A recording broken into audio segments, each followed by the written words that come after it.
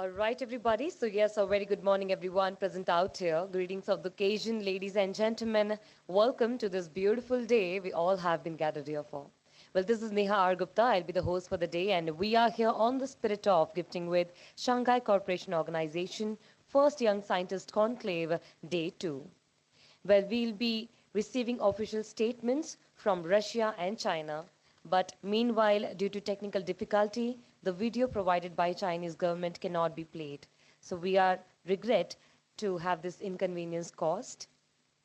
But yes, meanwhile here, as we are all set to declare and continue the official program, I may now request and welcome Ms. Elena Gorozenkina to present a statement from SEO member statement Russia, Deputy Director of the Department for International Cooperation.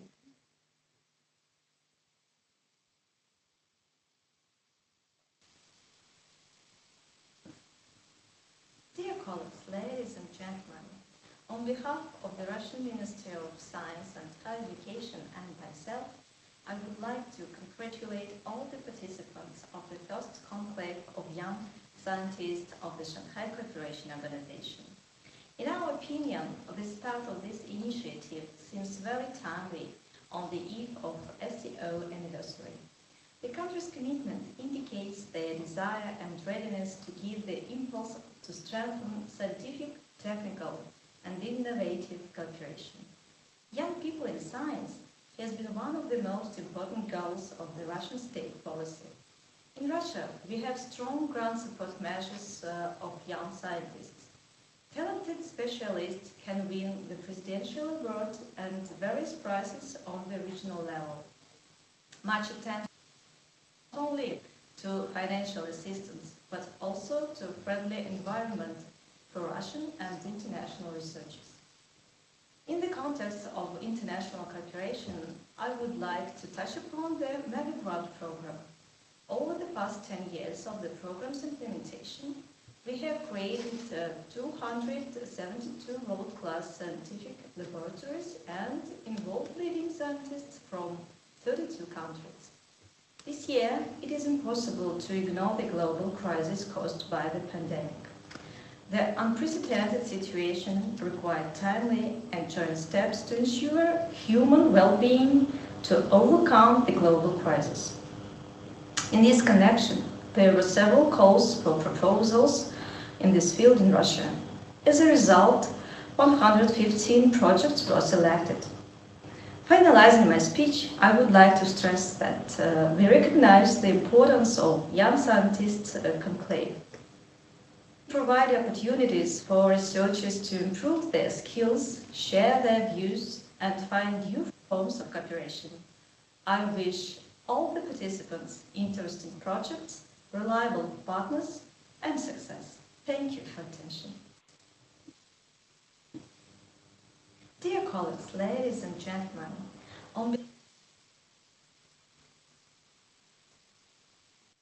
Thank you so much for your valuable inputs.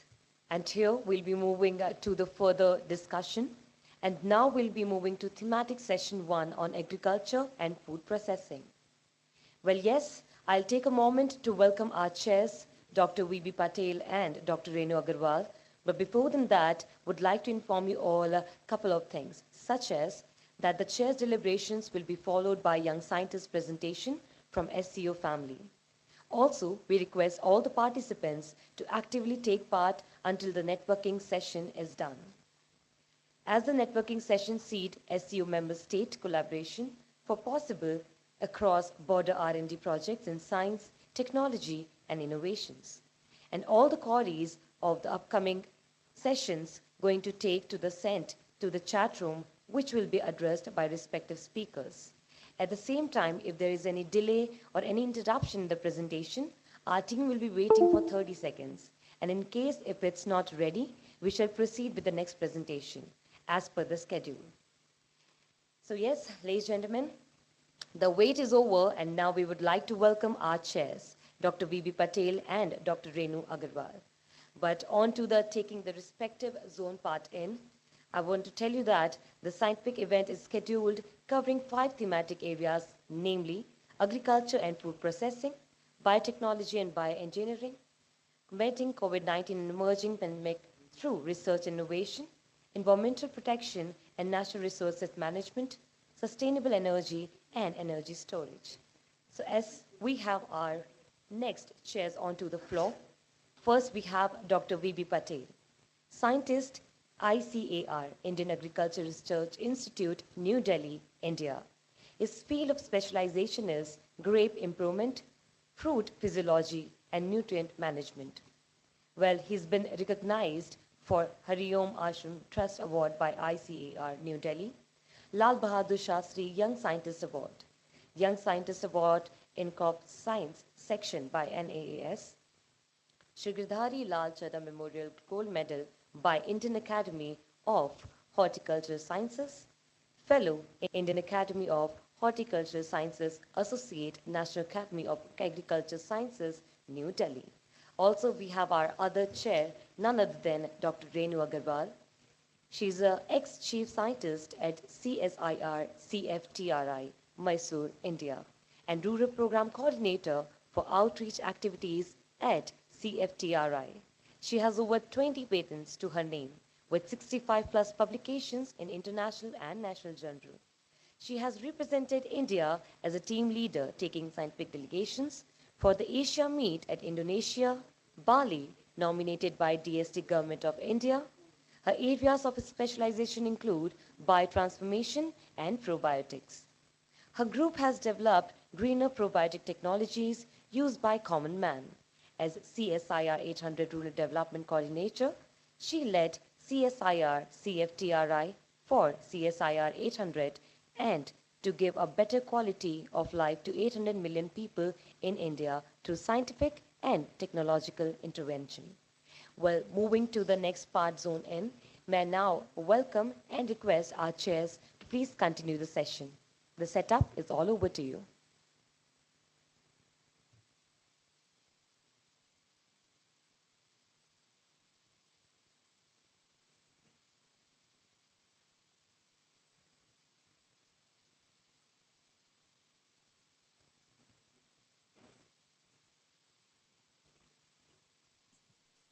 So Dr. Patel will be talking first.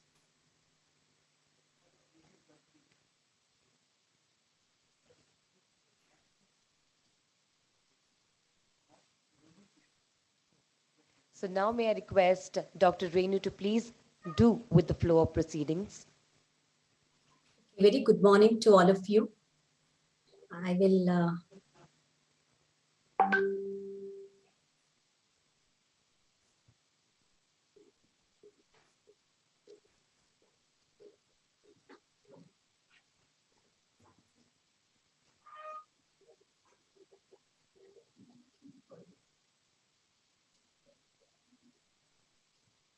just 1 second.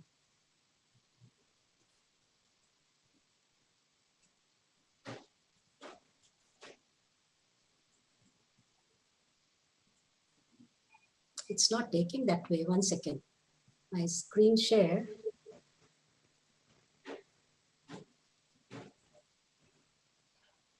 Yes, ma'am, we can see Can your you screen. see? Yeah, but the thing is when I do the slideshow, it is not going to the beginning. Choose the option from beginning, ma'am. From Yeah, beginning. that is what I'm doing, but it is not taking this slide. It goes further. Just click on that. On here? No, sir, from beginning. Yeah, that's what I'm doing. Very good morning to all of you, and I will be talking to you on the way ahead for food processing. So let us know what is food processing. The food processing is the transformation of raw ingredients. It can be by physical means or by chemical means to make the products into very easily prepared form, which consumers can eat it, have it very easily. And if we look into the wastage in India, especially of different crops like cereals, pulses, oil seeds, fruits and vegetables, milk, fisheries, meat and poultry, we find that from 1% to 16%, fruit and vegetables are between 4 to 16% wastage we are having in the country. So we want to see that how we can remove this wastage? Can we utilize these fruits and vegetables in a proper way to increase the shelf life, to improve the taste of the food, to remove, because what happens, after harvesting also, there are a number of pathogens which attack the plants and vegetables. So can we remove the toxins, enable a convenient transportation which can suit our urban lifestyles, and also add nutrients to the commodities? If we look into the present status of processed foods in India, we will see that the per capita income has increased. And it is almost 300 million people of upper class and the middle income class which are consuming processed foods. Increase in number of working women has become quite a bit. 50% of the women are working today.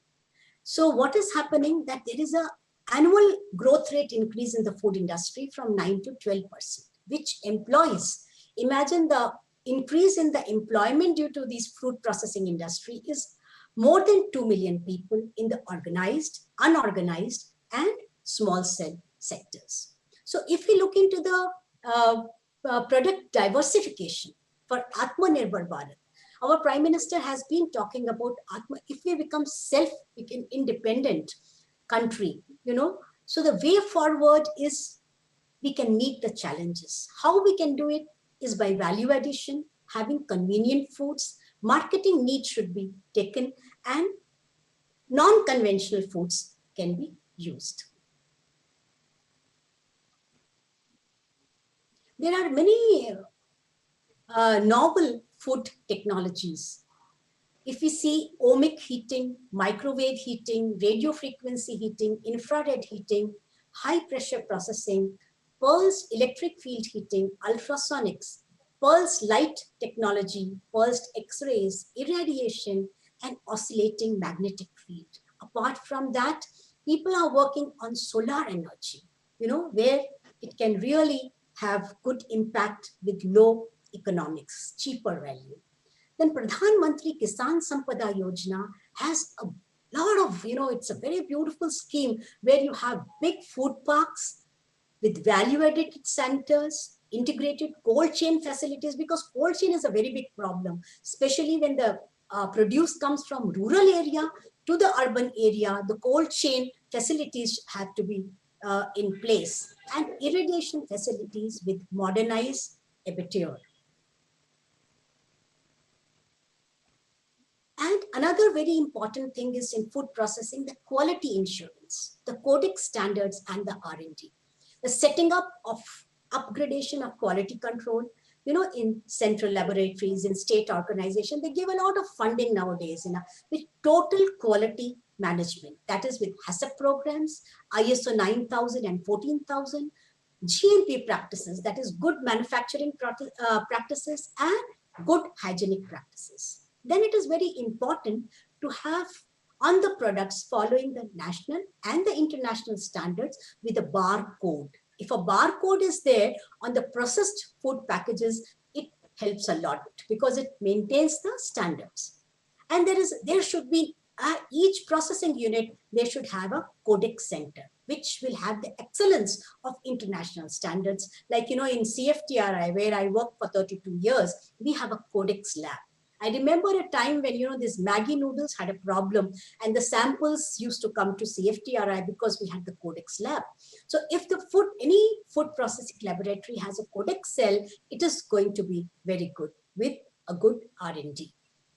Then in the supply chain, improvement is very, very important. The improvement and the promotion of the supply chain, like backward linkage, there should be a regular supply of the raw material with the farming system. So we should have farmers with us and the farmer integration where, we can have our produce linked with the market. Have a processing unit should have backward linkage with the farmers and forward linkage with the market. I will show you another few slides where we have done it in CFTRI.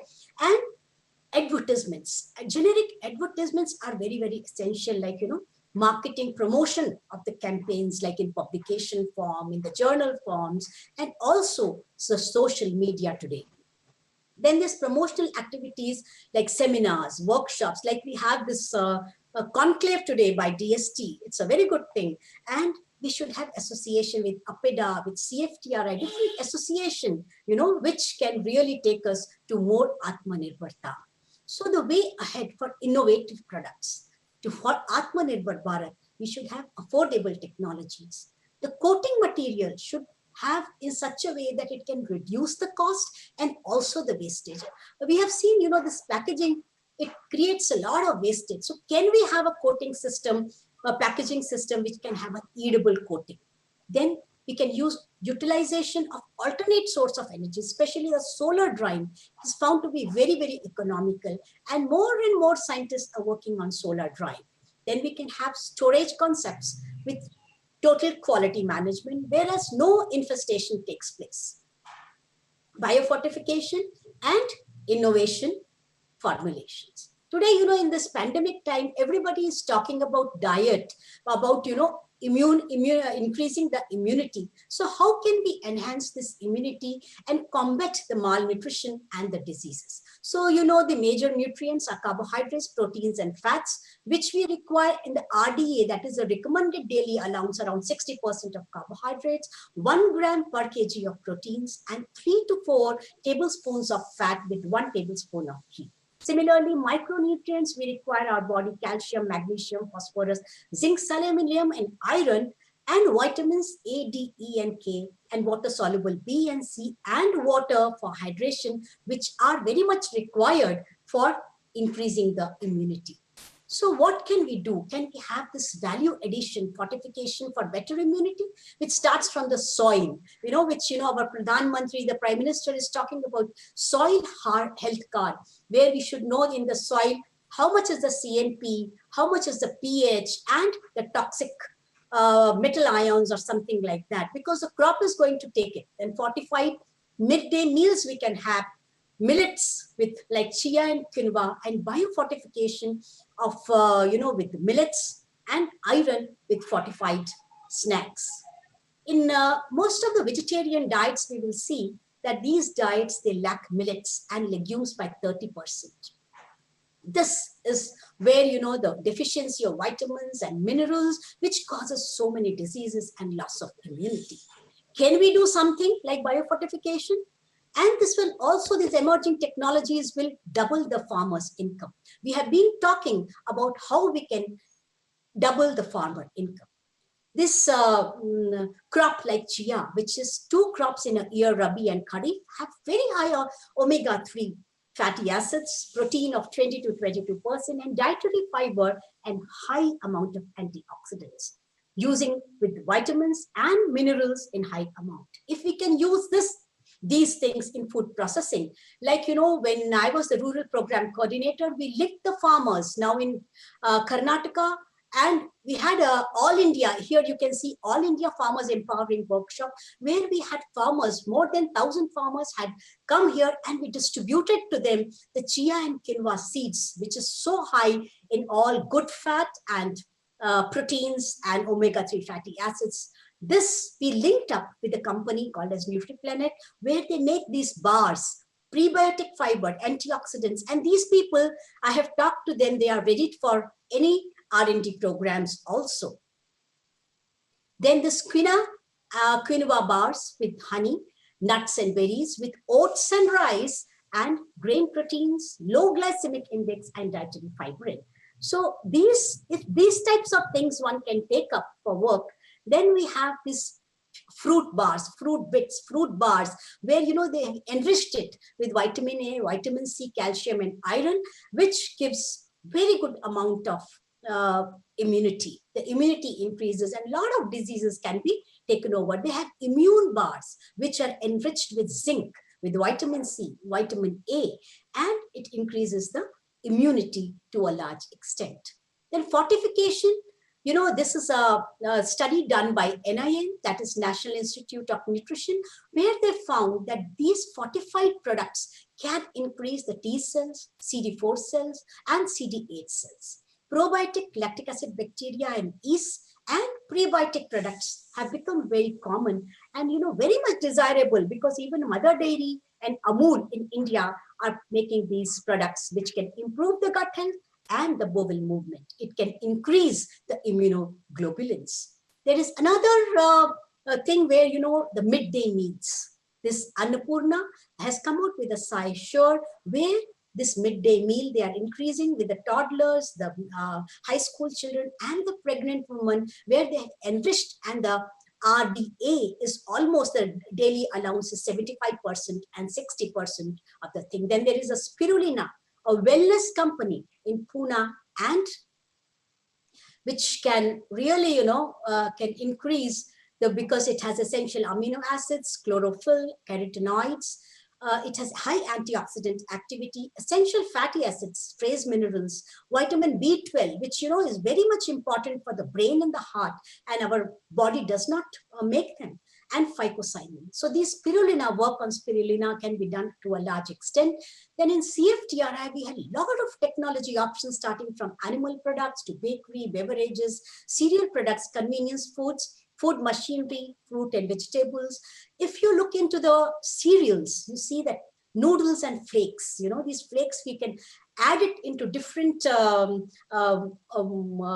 products. And then they have cereal flakes, even with millets and ragi and other things. Then we have technologies with instant. This is actually, I'm very happy to tell you that this is the most downloaded technology, which has been by my team for instant idli and batter, which we have made. And also there are probiotic products and prebiotic products, which are very good and can be taken. And then we have number of food machineries like automated, which idli, dosa, chapati, which can make 100 products, like 100 idlis, 100 dosa in a minute. It has a continuous pipeline there, and also the laddus, especially for the temples and other things, and sugarcane de-skinning and juice extractor we have, which can be immediately taken up. Then why do you think that networking with India is a very advantage? It has a multifaceted advantage because we deal with 1.3 million people, and it has an impetus of infrastructure development, large and growing domestic consumer market, and it has abundant natural resources of diverse climatic conditions. The skilled labor is low, the tax structure is very easy and flexible for outsiders to come, and it enables participation. These are the books authored by me. Probiotics and their role in improving human health, utilization of agricultural waste and the production of high-valued products, and making food safe, and other things. These are, different demonstrations. We went to different rural areas of India and giving them multifaceted fortified products, fruit and vegetable and bakery products. Also the disabled, how we can make them able. We had a women farmers conference also, and making them with millet pappers and other things. It was widely covered by newspapers, and felicitations at different forums. So I would like to tell you that if want to increase in food products, immunity boosters, to include, we need honey, turmeric, pepper, ginger, and ashwagandha with basil can be included. So to have a healthy body and a healthy mind, to have a healthy life, we need to increase our immunity with fortified products, and these products can really, go into food processing,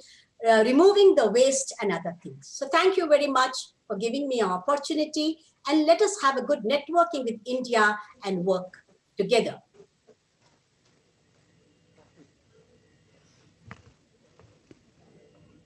Thank you so much, ma'am. Now we'll be moving to the next presenter. But before that, as we have our next chef, I would like to request Dr. V.B. Patel, Indian Agriculture Research Institute, New Delhi, India, to please take over the forum. Also, meanwhile, I would like to request our presenters and the participants to kindly keep full screen view for a clear visibility. And at the same time, his talk will be followed by young scientist presentation. So yes, there we go with Dr. V.B. Patel.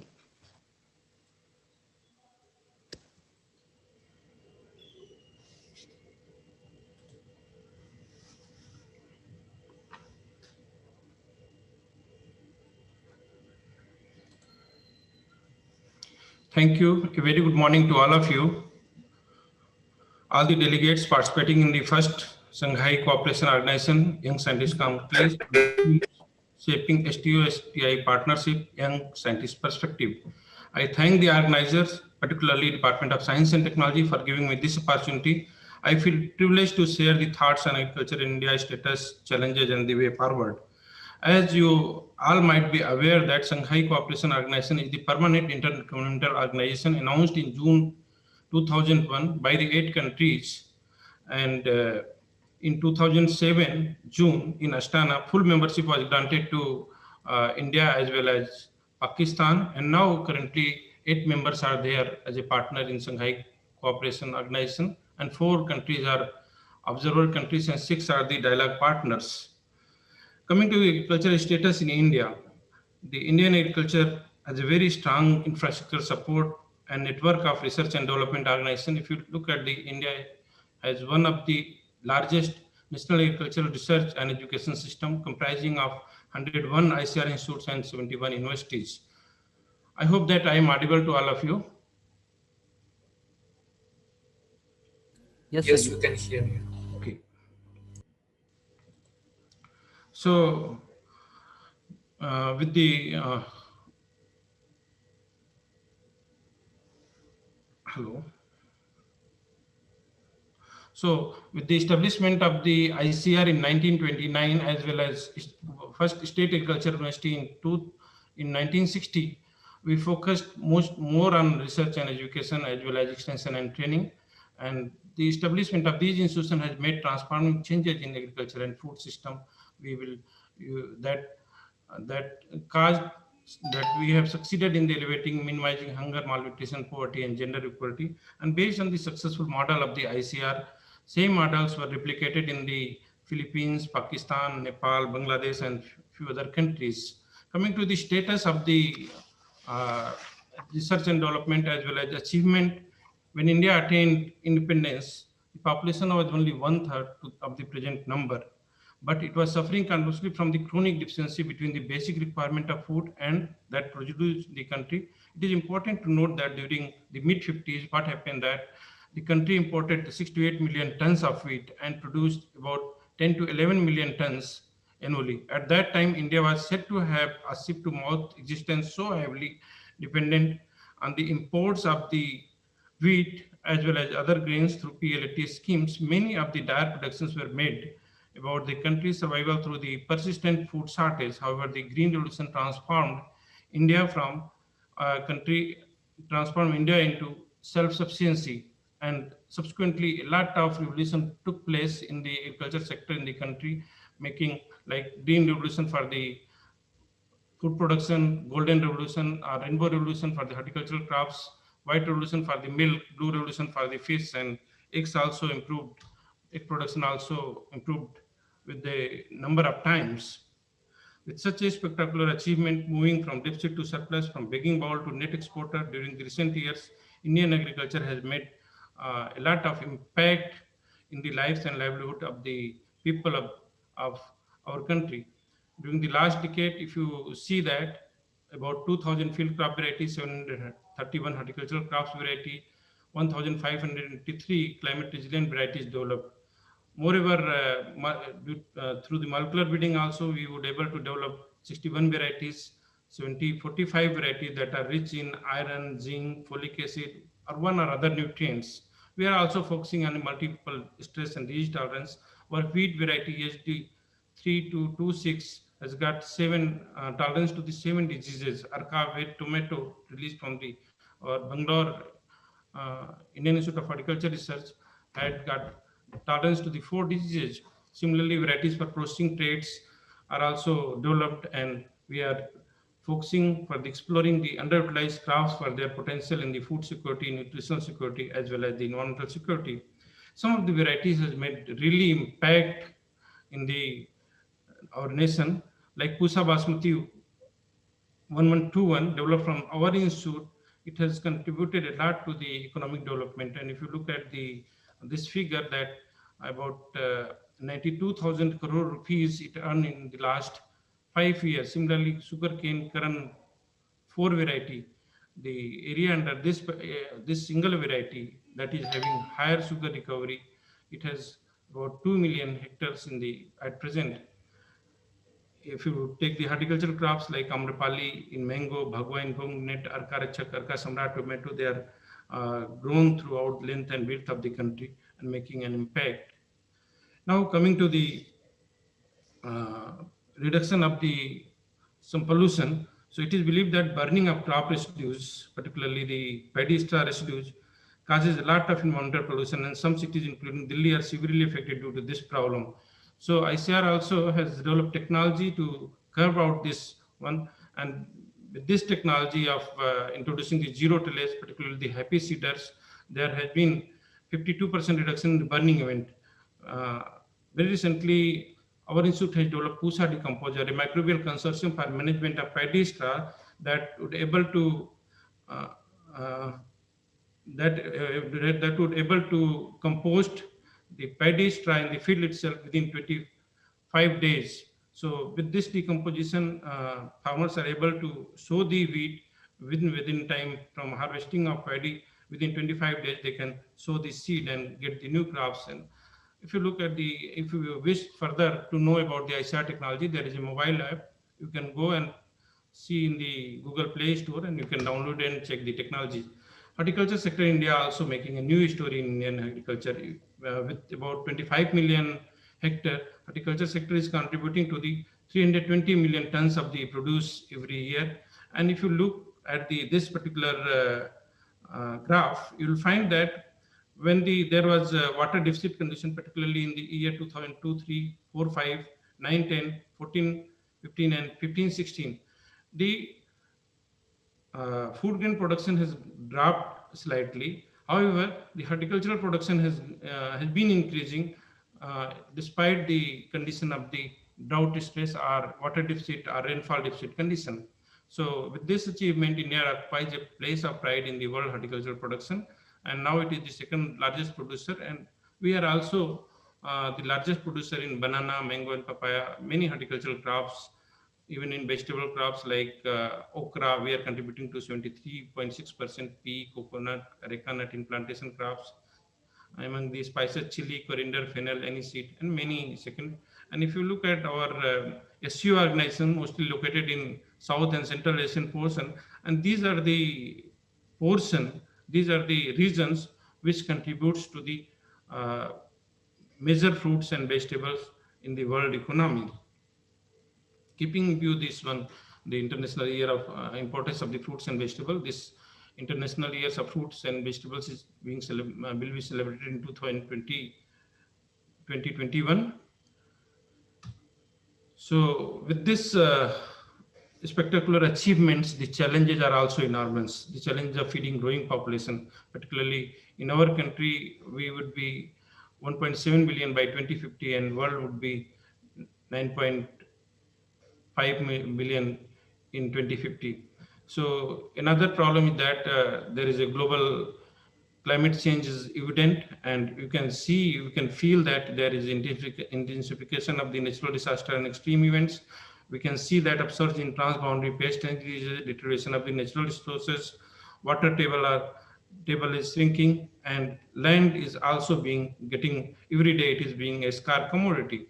So further, if you look at the lifestyle are changing, people are moving towards the cities, their food habits are changing because of several diet related problems. They are going towards the eating more of fruits and vegetables compared to the cereals, and then there is a prevalence of hidden hunger and malnutrition, declining soil and nutrient imbalances, and new efficiency also affecting the productivity of the different agricultural horticultural crops, and further dependence of costly inputs and declining factor of productivity, non-availability of labor, reducing farm availability, and post-harvest losses are another major challenges ahead, which we need to tackle to feed the nations, to feed the globe, to feed the world.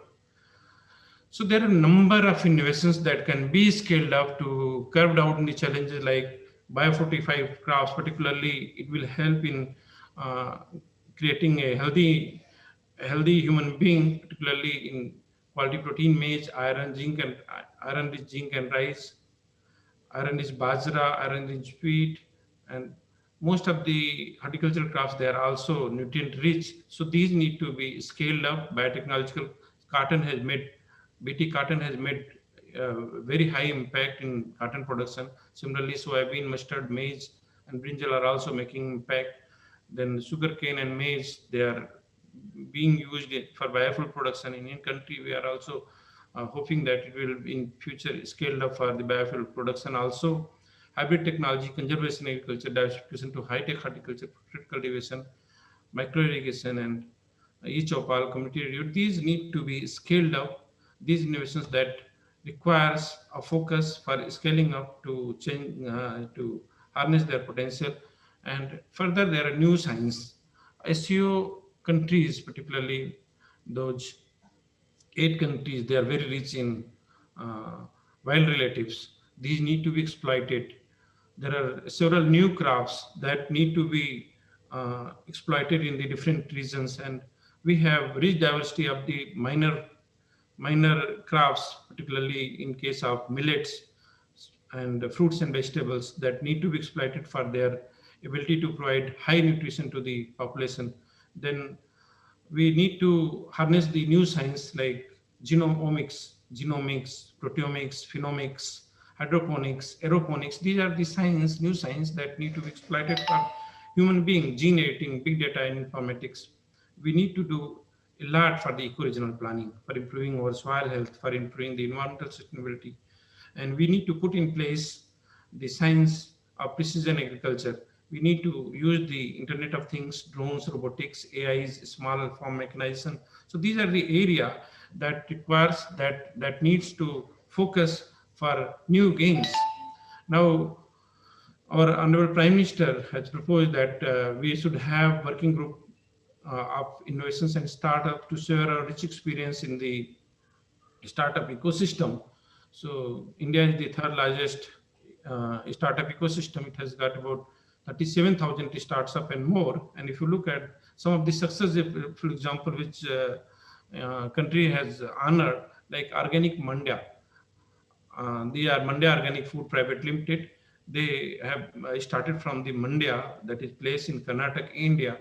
From there, they have developed, they engage the farmers, and they are selling their produce in the malls, about 6 shopping malls created in and around Bangalore and Mandya.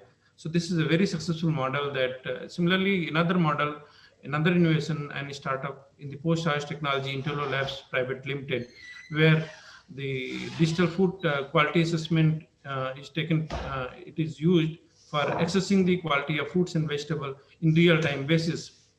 Then Maitri, it is a joint initiative of the Pusa Krishi Incubator at our institute, ICR Indian Agriculture Research Institute in New Delhi, India, and Embassy of Brazil, New Delhi, with support from the Development of Science and Technology Government of India. It was launched on 9th December 2019, and 6-month incubation program will bring along the 5 Brazilian and 5 Indian startups selected under the program.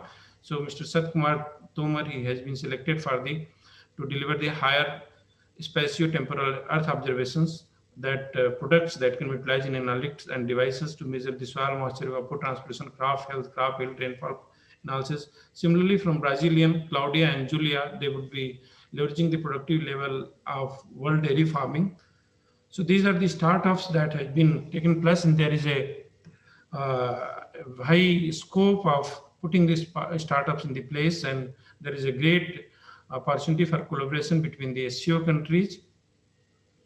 Another working group on traditional medicine, Honorable Prime Minister on 10th November proposed that working group on traditional, we should have working group on traditional medicine, so that the knowledge of traditional and ancient medicine is spread across SCO countries, and the headway in contemporary medicine are complement to each other.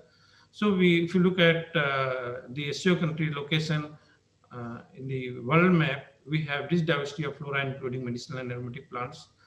And when COVID took place, we could realize the inherent ability of these medicinal and aromatic plants, our traditional medicine, to boost the immunity and safety, as well as efficacy has been proven for welfare of the human being. And Hope to this that there is international market of herbs and herbal products worth 6.2 million US dollar, and it is poised to grow at, at 5 trillion by 2050 as per estimate of the World Health Organization.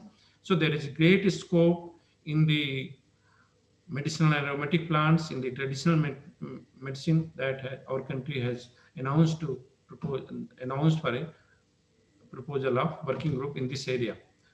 So the challenges beyond 2020 are complex, but it is not insurmountable. We can achieve it, and the science of the agriculture and science that creates new ways for confronting the challenges.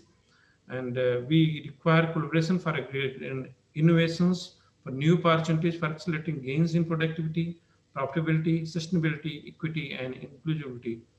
There is also need of convergence of agriculture, engineering, and digital technologies and other science to revolutionize future agriculture, where we can have the drone, internet of things, all things clubbed together for the development and for the revolutionize our future agriculture.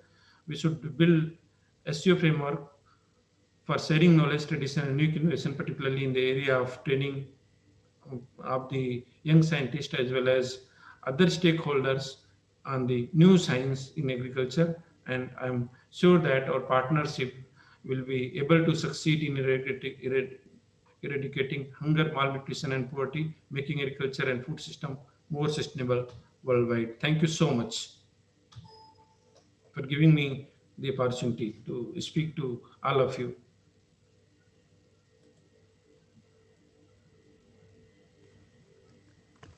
Thank you so much, sir. Indeed, it was lovely to have you over here. Well, as ladies and gentlemen, we'll be moving to the young scientist presentations. And now I would like to take the opportunity to call none other than Boyan Gao, Shanghai Jiao Tong University, China. Hello, everyone. Thanks to all the organizers and the moderator. So before I start my presentation, can I play the video about the speech that given by the Deputy Director of the Ministry of Science and Technology of China? I know that because of the technical problems, Indian side cannot download this video, but the people from the ministry send the video to me. So can I play this video before I start my presentation? Scientists and engineers have become the mainstay in R&D, and national science and technology programs have increased support for young talents and professionals. We are also carrying out actively international science and technology cooperation.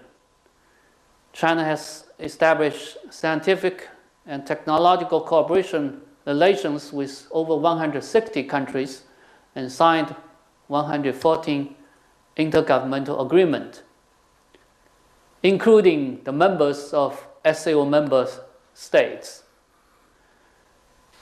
We would like to promote cooperation in science technology within the framework of Shanghai Cooperation Forum Organization. I recall that in 2016, all the parties have adopted the SAO Science and Technology Partnership Program and to tap the potential of science and technology innovation cooperation among SAO member countries. In 2018, the first Youth Innovation and Entrepreneurship Competition of SAO was held in Qingdao, China. In 2019, a seminar on the management of science and technology parks in SAO member countries was held in Qingdao, Shanghai, and Yantai cities.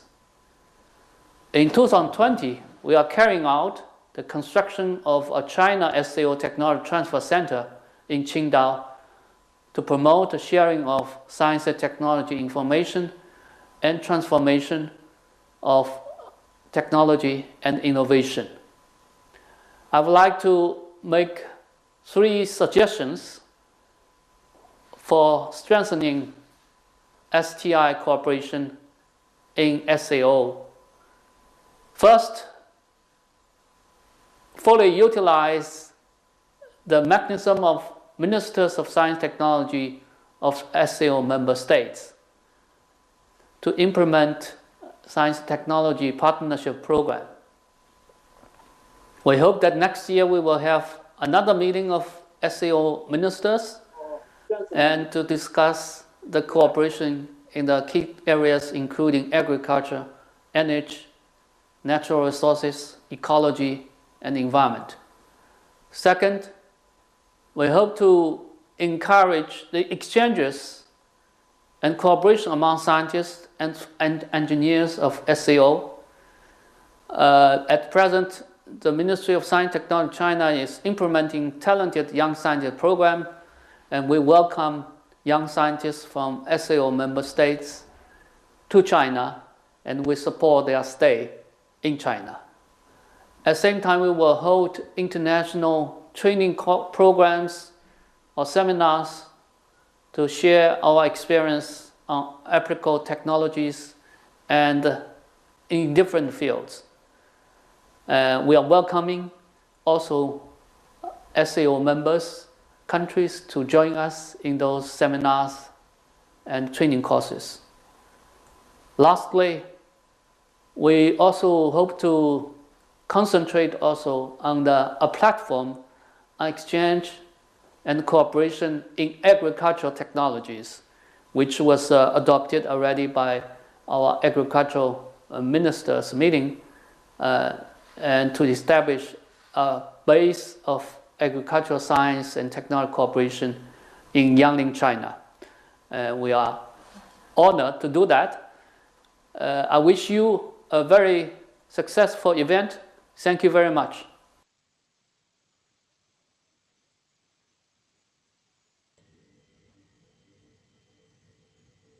We'll go to the presenter, Mr. Dr.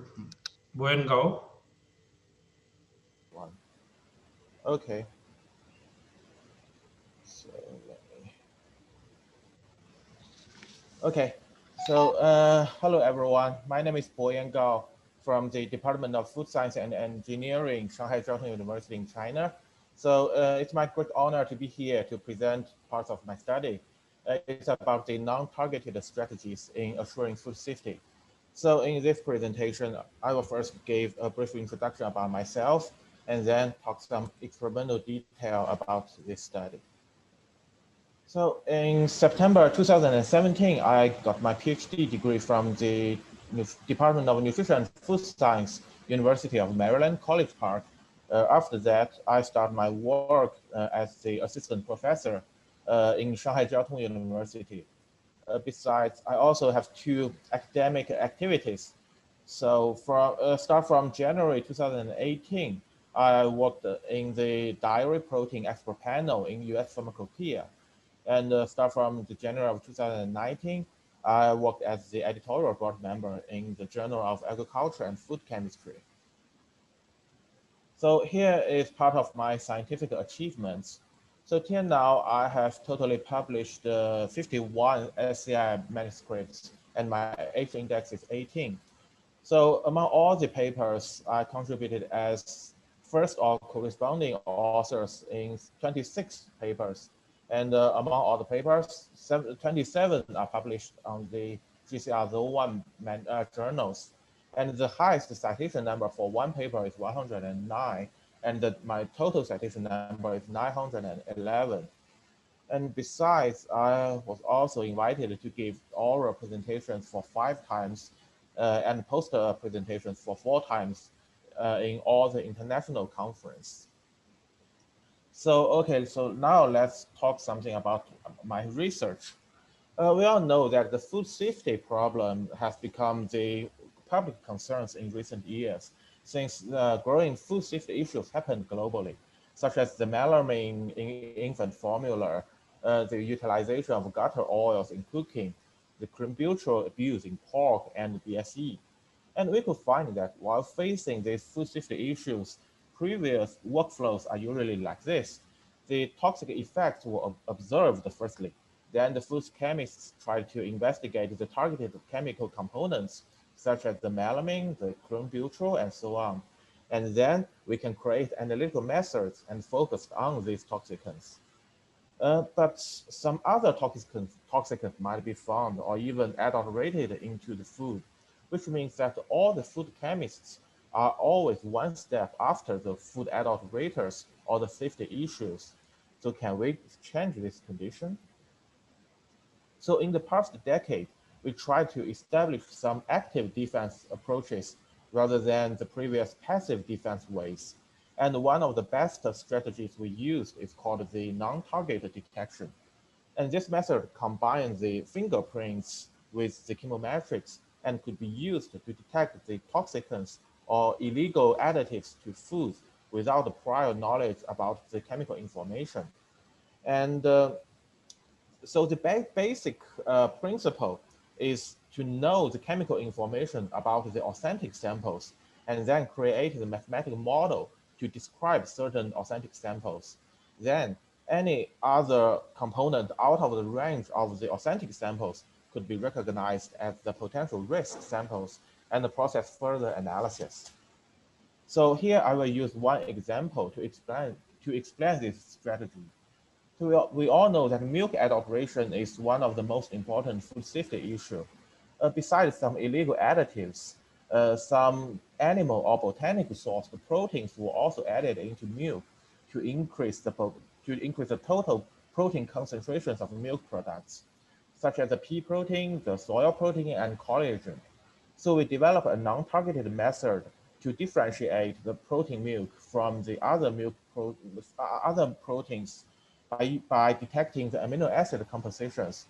So we firstly hydrolyze the milk proteins into amino acids and then use the ultra-performance liquid chromatography coupled with the UV detector to analyze these samples. And some adulterated botanical proteins were also prepared and mixed in different ratios with the milk protein as the test groups. And here are the representative UPLC chromatograms of the amino acid profiles between the pure milk protein and some other animal or botanical proteins. So we can find that the amino acid compositions of pure protein might have some visually differences, but when we mix these proteins in different ratios, it's very difficult to visually differentiate them. But when we export the data into the multivariate data analysis software, the differences were straightforward. We can find that all the pure milk proteins are clustered on the top right corner in the score plot of principal component analysis, while some other proteins like the pea protein, the soy protein, and the collagen could be visually differentiated from the pure milk protein. And these results could promote the detection of milk adulteration. And this is just a startup study. And our follow-up studies could detect the milk adulteration in a very low ratio by using certain non-targeted detection strategies. So in the last slide, I want to briefly introduce the university I'm now working in, the Shanghai Jiao Tong University, or SJTU. It is one of the higher education institutes with a very long history and a very good reputation in China. It is recognized as the at least top 5 or maybe even top 3 university in China. SJTU is a research university with 30 schools or departments, with more than 16,000 undergraduate students and more than 30,000 graduate students. And there are almost 3,000 overseas students, and more than half of them are the graduate students. And our university sincerely welcomes talented young scientists to have academic exchange, either have a short-term visiting or have a long-term cooperation research via the Talented Young Scientists program held by the Ministry of Science and Technology of China. So I guess that's all for my presentation. Thank you very much, and I'm glad to answer any questions. Thank you.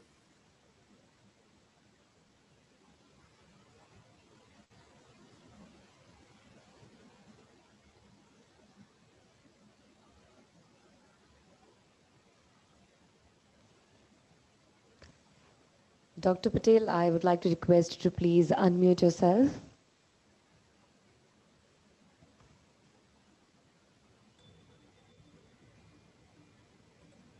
Oh, thank you. Thank you, Dr. Boyan, for a nice presentation. Can we have question from audience, please? Can you have what?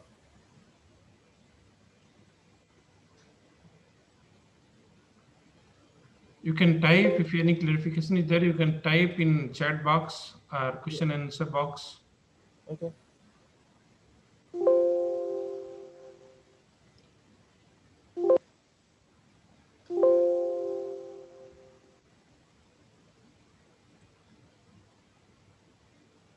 If none now, then we will go to the next presenter, please.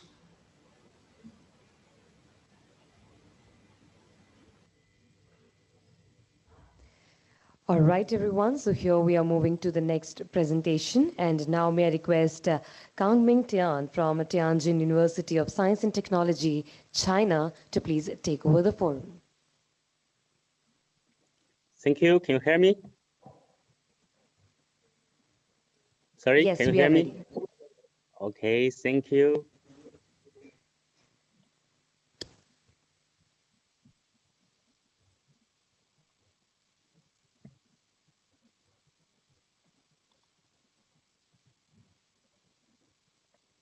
So good afternoon, everyone. So glad to share my presentation to you. I'm Kangming Tian from Tianjin University of Science and Technology in China. My topic is about efficient low-cost extraction of oligosaccharides and peptides from fruits, vegetables, and crops. As you know, fruits, vegetables, and crops are all basic food in our daily life. However, the enzymes in our stomach was too weak to digest everything inside. So we usually to cook them, but long time will be used. So we try to use the enzymes from microorganisms to make the nutrition release from the fruit, vegetable, and crops easier. Firstly, we try to cloning the genes encoding the enzymes from Escherichia nature, and we express these enzymes in another fungi. So we just check the property of each enzyme to check its digest function on carbohydrate, on protein, on lipid. After that, we use the raw materials such as soybean, peanut, pea, wheat, and sesame to isolate the protein and use the enzyme to digest it to produce polypeptide, oligopeptide. Similarly, we use banana, onion, lotus root, potato, apple, carrot, and wood ear as raw material. We also to select the needed enzymes and to make the enzyme cocktail.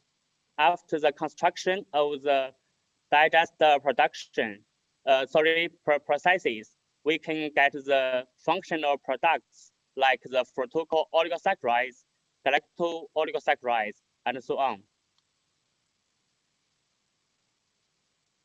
We also use buttock as raw material and large-scale production. We use fresh buttock root and prepping them to get the product pulp. Use the enzyme cocktail to digest it to get the product syrup. In this syrup, the fructose oligosaccharide was increased, and the soluble sugar, protein, polyphenol also increased. Finally, we get the raw material changed into nutrition syrup. So depend on this research, we hope we can work together to share the enzymes from our research group, and the members from SCO countries can show us your raw materials, like the fruit, vegetable in your country, and then we can work together to analyze the component of these raw materials. Depending on this, we can select the needed enzymes and make the enzyme cocktail. Then we establish the hydrolysis process to release the nutrition syrup. We also can confirm the property of the products to make sure the yield is high and the production cost is low. Finally, we can modification the enzyme culture and the process by ourselves to choose the best one to make the production efficiency be high. So after that, after our cooperation, we can make us healthy and stronger and to get the high nutrition syrup for our daily life. To support this research, we can give some funding in China for the position, for the postdoctoral position, and for short-term exchange for young scientists. We also can give the chance for PhD students and the master degree students to study in China. The CSC scholarship and the Tianjin government scholarship will support them. Also, our university will give enough space and research equipment to support the research between the SCO countries. We hope after the tightly cooperation between us, we can get the agricultural outputs and their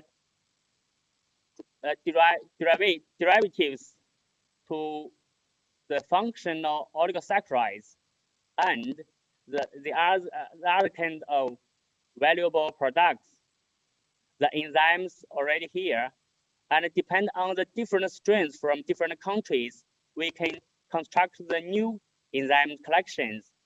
The first line is already finished in China. We use Aspergillus niger as the host strains. And the second one already finished too in South Africa. Maybe the second one in your country. So we can work together to digest the carbohydrates, the proteins, the lipid, and so on to become more interesting products for our food. Once more, I want to introduce my university to you. There is two campuses for my university. One in the center of the Tianjin city, the other one near the Bohai Sea, only 5 kilometers far from the sea. And to support our cooperation, 4 fields can be used in our university, including agricultural science, food science and engineering, light industrial technology and engineering, marine science. So let's work together soon. And welcome to all of you to visit our country, to come to my lab to talk about more about our future cooperation. And many thanks for your attention. Thank you.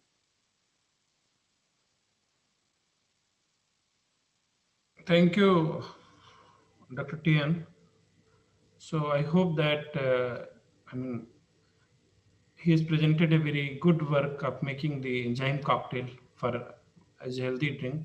Now I hope that you must be having some query. So I expect some query from the audience, from the delegates.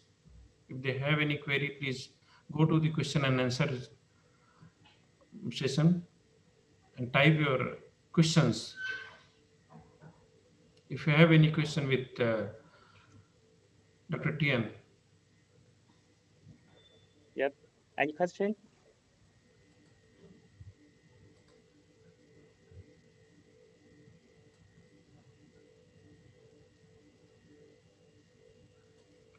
So let us not wait further. We will go to the next presenter. Meantime, if somebody will have question, they will raise the questions and we'll ask the question at the end.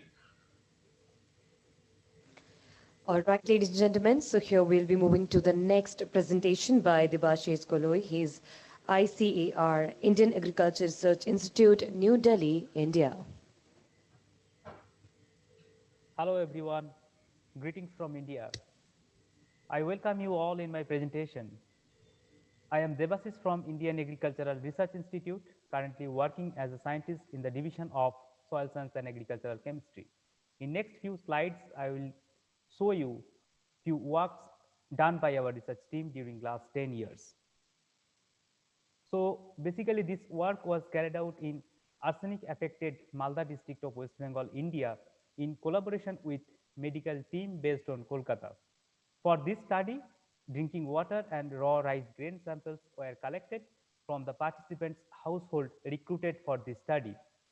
It is interesting to note that mean arsenic content in drinking water consumed by the participants with pigmentation and keratosis was 0.364 ppm, while the arsenic concentration was only 0.0245 ppm in drinking water as consumed by the participants without any skin lesion. Along with drinking water, rice grain is considered as yet another major arsenic route in human being. Exposure of arsenic to the people through rice grain indicated that arsenic content in rice grain consumed by the arsenicosis patients was higher as compared to non-arsenicosis patients. Yeah, for your information, across the globe, either total metal content in food materials or metal content in soil is used as an index of hazard.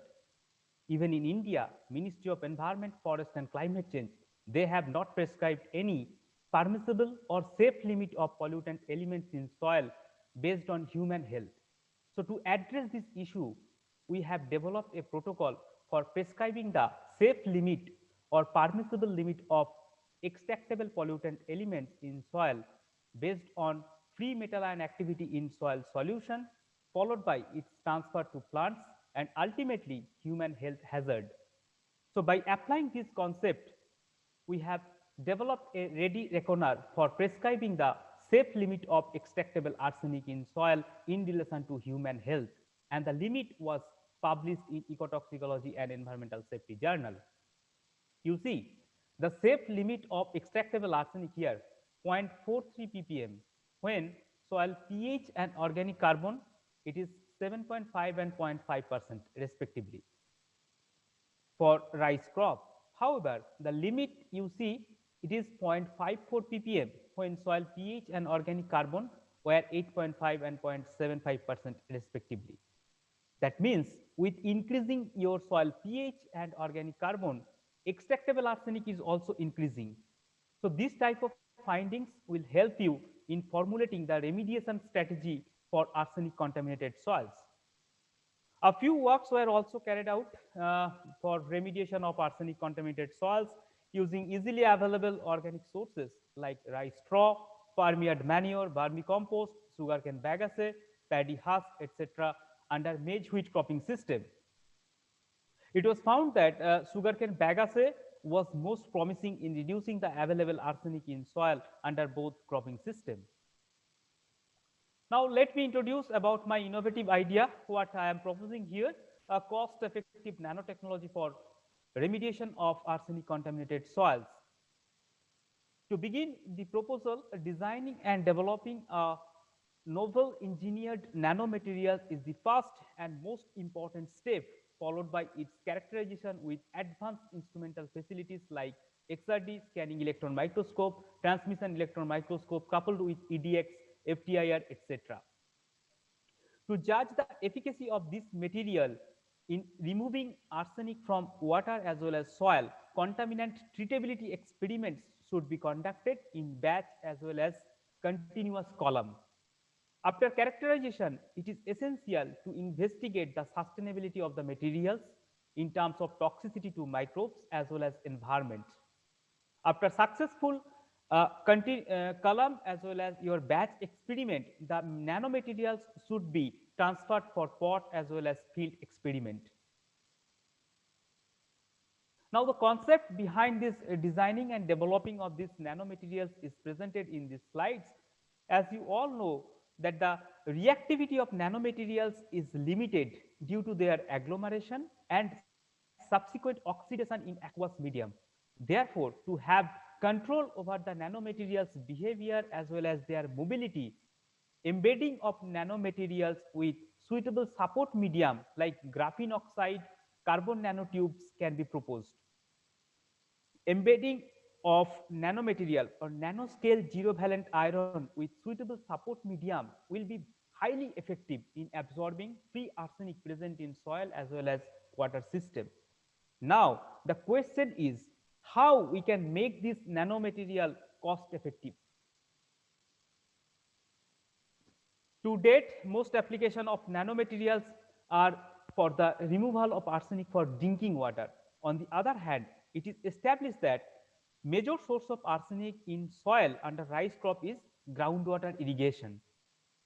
Application of hybrid nanomaterial for removal of arsenic for groundwater irrigation is limited, which demands designing a high throughput water filtration channel embedded with multiple nano zero valent iron.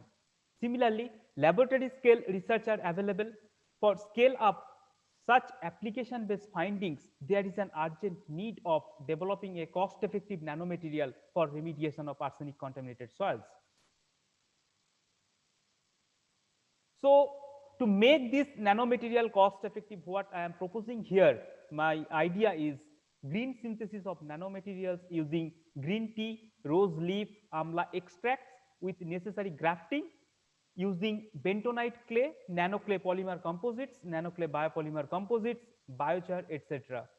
So, with this innovative idea or approach, it is expected to have a cost effective nanomaterials for remediation of arsenic contaminated soils as well as irrigation water.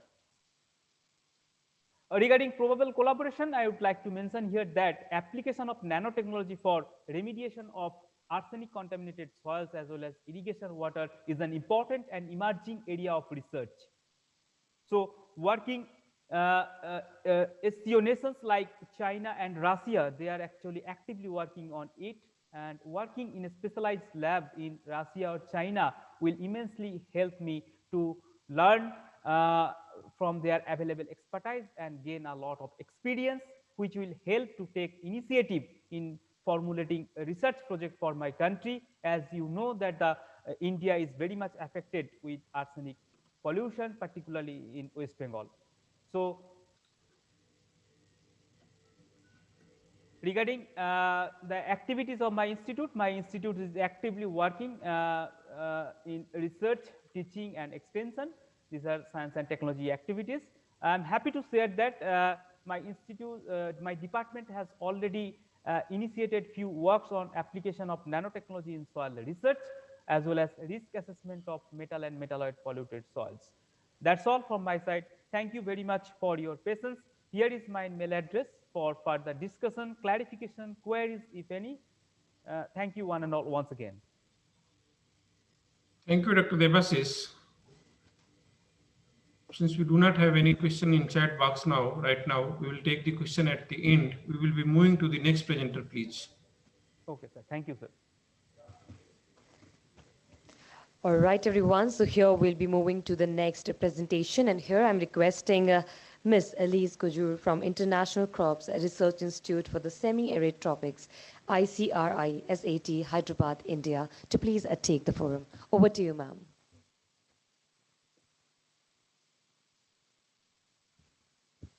Thank you so much. I'm Dr. Alice Kujur from, currently I'm a young scientist at ICRI at Hyderabad, and I thank you all, the members of Department of Science and Technology, Government of India, and the selection committee for providing me this great opportunity to be here at this platform. The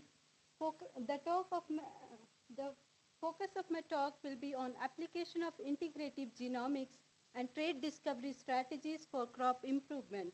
So let's get started. We all of us are well aware that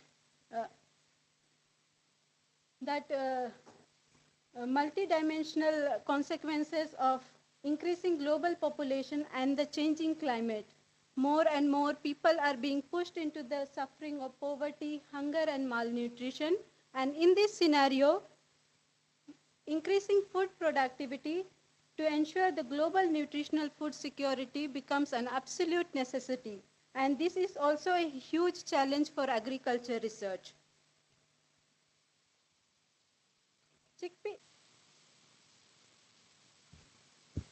Thank you so much. I'm Dr. Alice Kujur from currently I'm a young scientist at ICRIS at Hyderabad, and I thank you all, the members of Department of Science and Technology, Government of India, and the selection committee for providing me this great opportunity to be here at this platform. The focus of my talk will be on application of integrative genomics and trait discovery strategies for crop improvement. So let's get started. We all of us are well aware that multidimensional consequences of increasing global population and the changing climate. More and more people are being pushed into the suffering of poverty, hunger, and malnutrition. And in this scenario, increasing food productivity to ensure the global nutritional food security becomes an absolute necessity. And this is also a huge challenge for agriculture research. Chickpea. Excuse me, sir. Actually, the slide is not this one. No, it's different.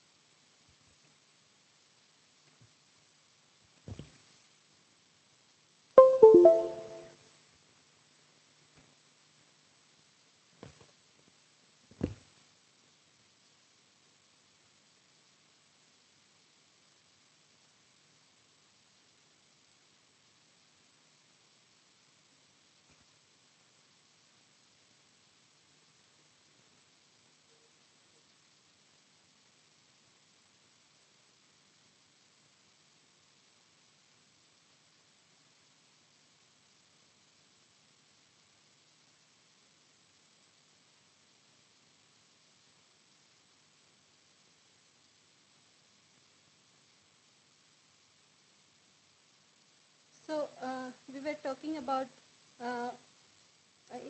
increasing the food productivity to ensure global food nutritional security, and which is an absolute necessity and is also a huge challenge for agriculture research. Chickpea is one of the most important nutrient-rich legume crop. It provides unparalleled solution to ensure global nutritional food security, and it has seeds which has some defining characteristics like seed size, weight, shape, and color, which categorizes chickpea into Desi and Kabuli types, as well as these traits are the traits of consumer preferences and significantly affects global trade and commerce of chickpea.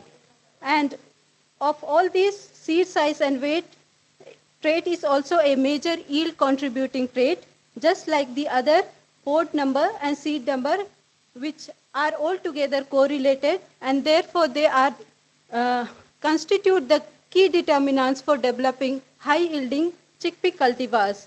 And so if we can increase the seed size and weight, we can also enhance the seed yield potential in chickpea and thereby double the farmer's income, which is also one of the major target of the government of India.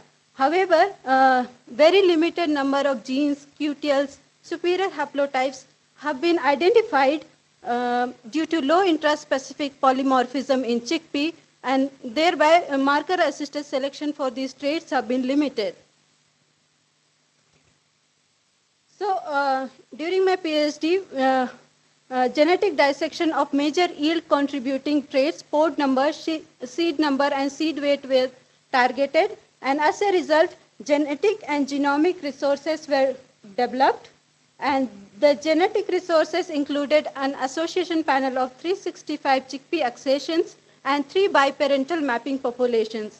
Genomic resources included the large-scale discovered genome-wide SNP markers from selected 92 diverse chickpea accessions and a real mapping population. Besides this, we also developed experimentally well validated transcription factor genes derived microsatellite markers. All of these were further utilized for molecular mapping of genes, QTLs, superior alleles, and haplotypes through integrated, rapid, and cost-effective approaches of association and genetic mapping. Basically, three strategies were developed: microsatellite marker-based DNA pooling and individual genotyping-based candidate gene trait association analysis, which was further integrated with QTL mapping, and the SNP marker-based genomide association study, which was also integrated with QTL mapping, and the third, QTL region-specific haplotype-based trait association analysis. And all of these were further integrated with expression profiling and molecular haplotyping, which led to the identification of functionally relevant novel genes and alleles for pod and seed traits, which can be utilized for chickpea genetic enhancement. Resultantly, one superior haplotype in the upstream regulatory region of cellulose synthase gene regulating high pod and seed number differentiation in chickpea was identified through integrated approach of genome-wide association study integrated with other approaches. The QTL region-specific haplotype-based trait association analysis integrated with other approaches identified another superior haplotype in the embryo defective gene and scaled by scaling down 713 kb region to 22.5 kb region. And the new strategy is to deploy integrative genomics and physiology approaches for genetic dissection of drought tolerance in chickpea. Terminal drought stress is one of the major factors which reduces chickpea yield, and sometimes the yield reduction is up to 50%. So we need to understand the drought adaptation mechanism to improve yield potential in chickpea. So here we are using the global chickpea composite collection of 3,000 germplasm lines that has wide spectrum of genetic diversity and which are also being high throughput sequenced and genotyped as well as being phenotyped.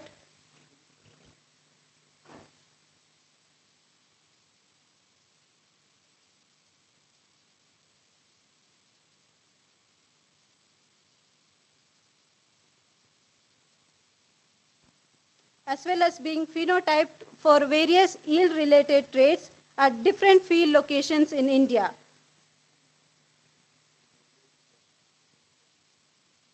And in this strategy, we are using the high-throughput phenotyping facility LeasyScan at ICRISAT to phenotype various physiological traits such as leaf canopy architecture and canopy conductance traits.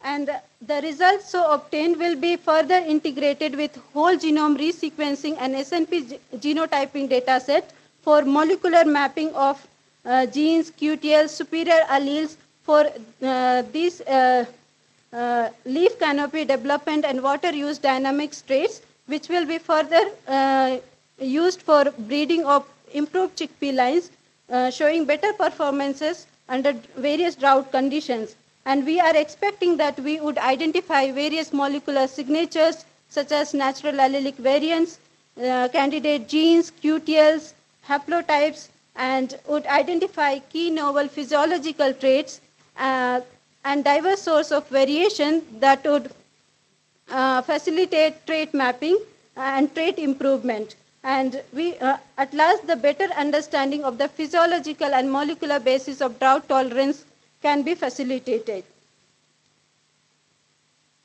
And in order to develop new improved varieties through genomics assisted breeding, we require well-characterized germplasm resources, and which needs to be high throughput genotyped as well as high throughput phenotyped at through multi-environment replicated trials, and so that we can fruitfully predict the various agronomic and stress-related traits. And this opens up avenues for various collaborations through different institutes within India as well as with the SCO countries. In addition to that, we need to have faster breeding tools and techniques, as well as we need to functionally validate and molecular characterize the genes and QTS that have been identified through like integrated approaches of approaches, and these are also the areas where we can collaborate.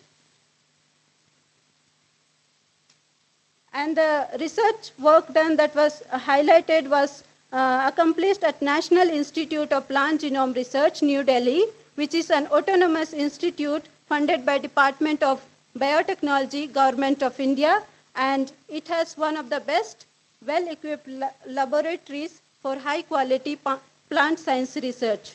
And it provides training to next-generation plant biologists, and its major areas are genome assembly and molecular breeding, computational biology, plant-microbe interaction, etc. And the new innovation idea is being implemented at International Crops Research Institute for the Semi-Arid Tropics, a non-profit organization that undertakes multidisciplinary high-class scientific research for development. Its mission is to prevent malnutrition, work for overcome the hunger and malnutrition, etc. And I am very much thankful to Department of Science and Technology, Government of India, for funding this new research project through the scheme Inspire Faculty. And thank you all for patiently listening to me. Thank you. Thank you, Dr. Thank you so Ellis. much, ma'am. Thank you, Dr. Ellis, for presenting your work related to drought tolerance in chickpea. I hope you will get certain clarification from the audience. I mean, certain audience may be having some clarification to ask, but they should reserve the questions for the end. Now I request that we will go to the next presenter, please. All right, so the next presentation is by Sushil Kumar Sharma, ICAR Research Complex for Northeast Hill Region, Impal, India. So yes, may I request him to please take over the forum side virtually. Thank you. This is Sushil Kumar Sharma, representing India, and I'm representing an institute which is located at Northeastern Hill region of India, that is ICAR Research Complex for NEH region, Manipur Center, Imphal, India. I'll be talking on major plant viral pathogens of Northeast region of India, development of simplified diagnostics, post-virus interactions, their management, and I'll also be taking few slides on avenues of collaboration with SCO nation. So here I welcome the respected chairs as well as the delegates from the Shanghai Cooperation Organization who are attending YSC 2020. With regard to the work done in the field of science and technology, we are working on characterization of emerging transboundary and re-emerging viral pathogens. We are first to decipher and identify a new virus which is associated with the fruit deformation and yellow mottle disease of passion fruit in Northeastern Hill region of India, which is a recombinant virus belonging to the bean common mosaic virus group of viruses. King chili, as you know, is one of the hottest chili land races known for its high capsaicin content, and we grow king chili very widely in the region. We have the problem of viral complex in king chili, and we first deciphered the complex association of different viruses which are associated with decline of king chili in the region, which are chili venal mottle virus, cucumber mosaic virus, capsicum chlorosis virus, chili leaf curl virus, and large cardamom chirke virus. Among them, large cardamom chirke virus is the first virus which has made a host shift from large cardamom being grown in the northeastern hills from large cardamom to king chili and made a devastating losses. We are also working on genomics of adenoviruses infecting banana, characterized 14 full-length BSB genomes, and we are first to report banana streak MY virus, IM virus, and a new Badna virus species, banana streak MH virus. Using NGS-based deep sequencing approach, we identified the quasi-species landscape of banana streak Badna viruses and identified quasi-species diversity. The chili virome, complete chili virome from whole northeast region has been deciphered, and 3 new viruses has been reported which are new to the globe, including Endorna virus which infect chili in the region. We identified 2 novel papaya ring spot virus genotypes infecting papaya in the region, completed first full-length genome sequence of a biologically and genetically distinct chili venal bottle virus isolate infecting Shirara Khong chili in the region. A recombinant isolate of banana bunchito virus was deciphered, and we also studied the genomics and population genetics of citrus trichia virus and Candidatus librivector asiaticus, which causes the citrus Huang Long disease. Another area on which we are working is on development of simplified diagnostics. As we know, we need the diagnostics which can be used in resource-poor laboratories, but simultaneously they are as sensitive and robust as the benchmark PCR. For this, we have developed a simplified crude SAP preparation which can be used as a template for simplified isothermal detection of different viruses. And as you can see in the down side of the slide, we have developed these assays for chili venal motile virus, passion fruit potty virus, large cardamom chirke virus, Candidatus librivector asiaticus causing Huang Longbing disease, as well as a phytophthora which is associated with gummosis disease of citrus.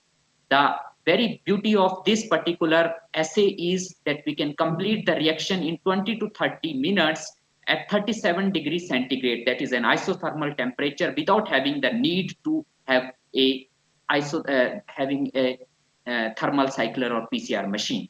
We developed a multiplex PCR assay for simultaneous detection of 6 chili viruses, all viruses which infect chili in India, and this reaction is as sensitive as normal PCR, and the reaction cost is 1/6 the normal PCR reaction.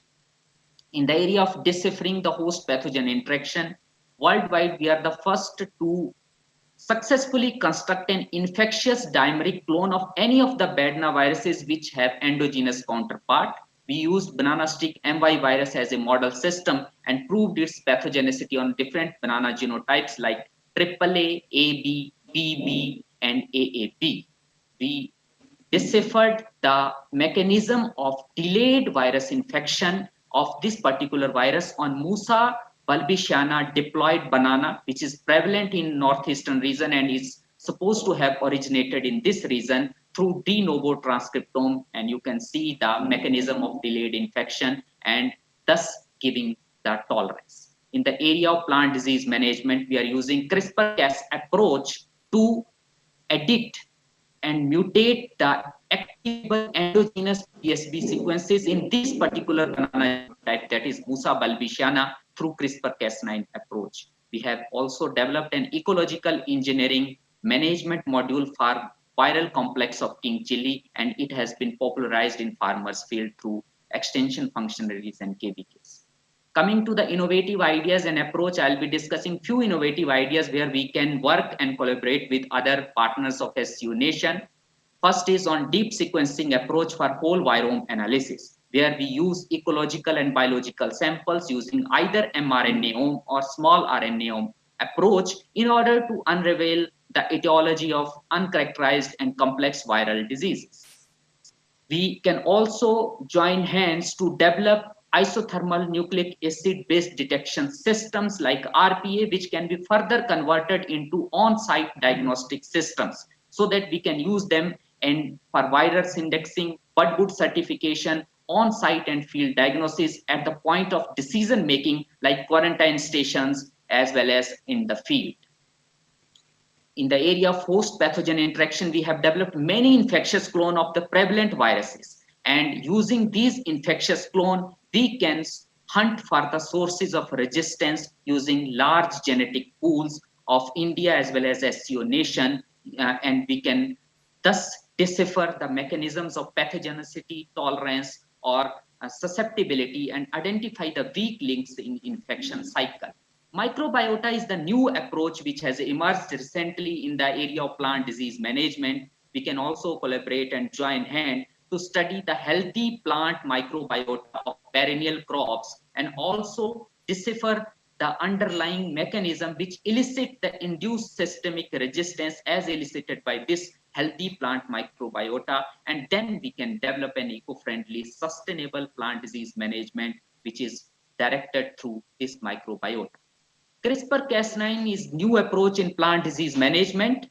Through RNA-seq approach, we are working in the area of identification of proviral and susceptibility factors and thus targeting and mutating those susceptibility factors to develop the durable resistance. In addition, we are also working on knocking out the factors responsible for vector-mediated transmission of virus and virus-like pathogens. We are working in the area of citrus salad and Candidatus librivector Asiaticus transmission, which will lead to an effective management of these emerging, economically important and transboundary viral and virus-like pathogens.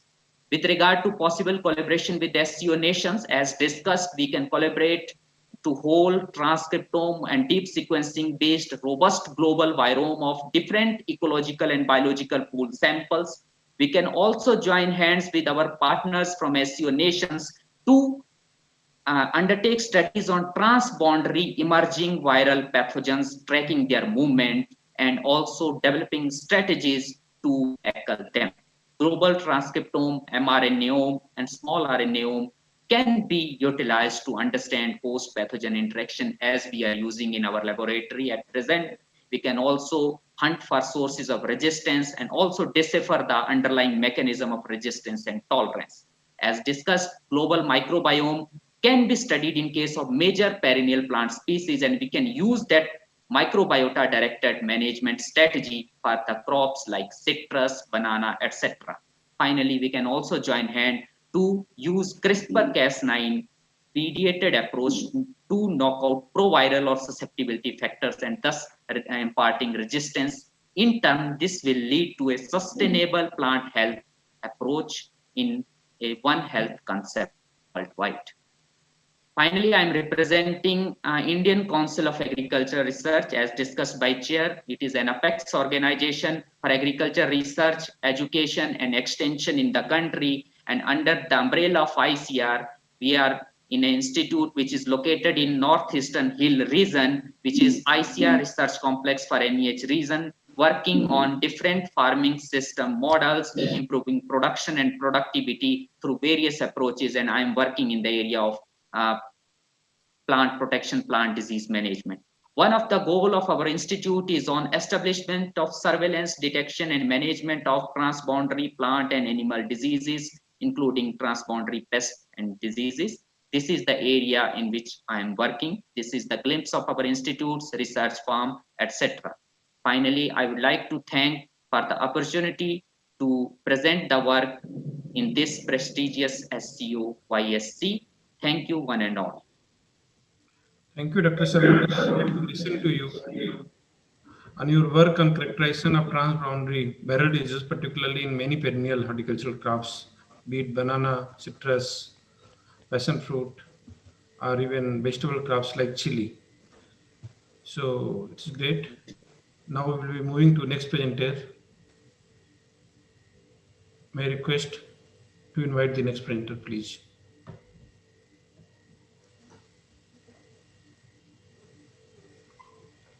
Okay, probably. Hello. Yeah, sir. So before we move on to the next presentation, there's a small announcement. We are taking a break of 10 minutes.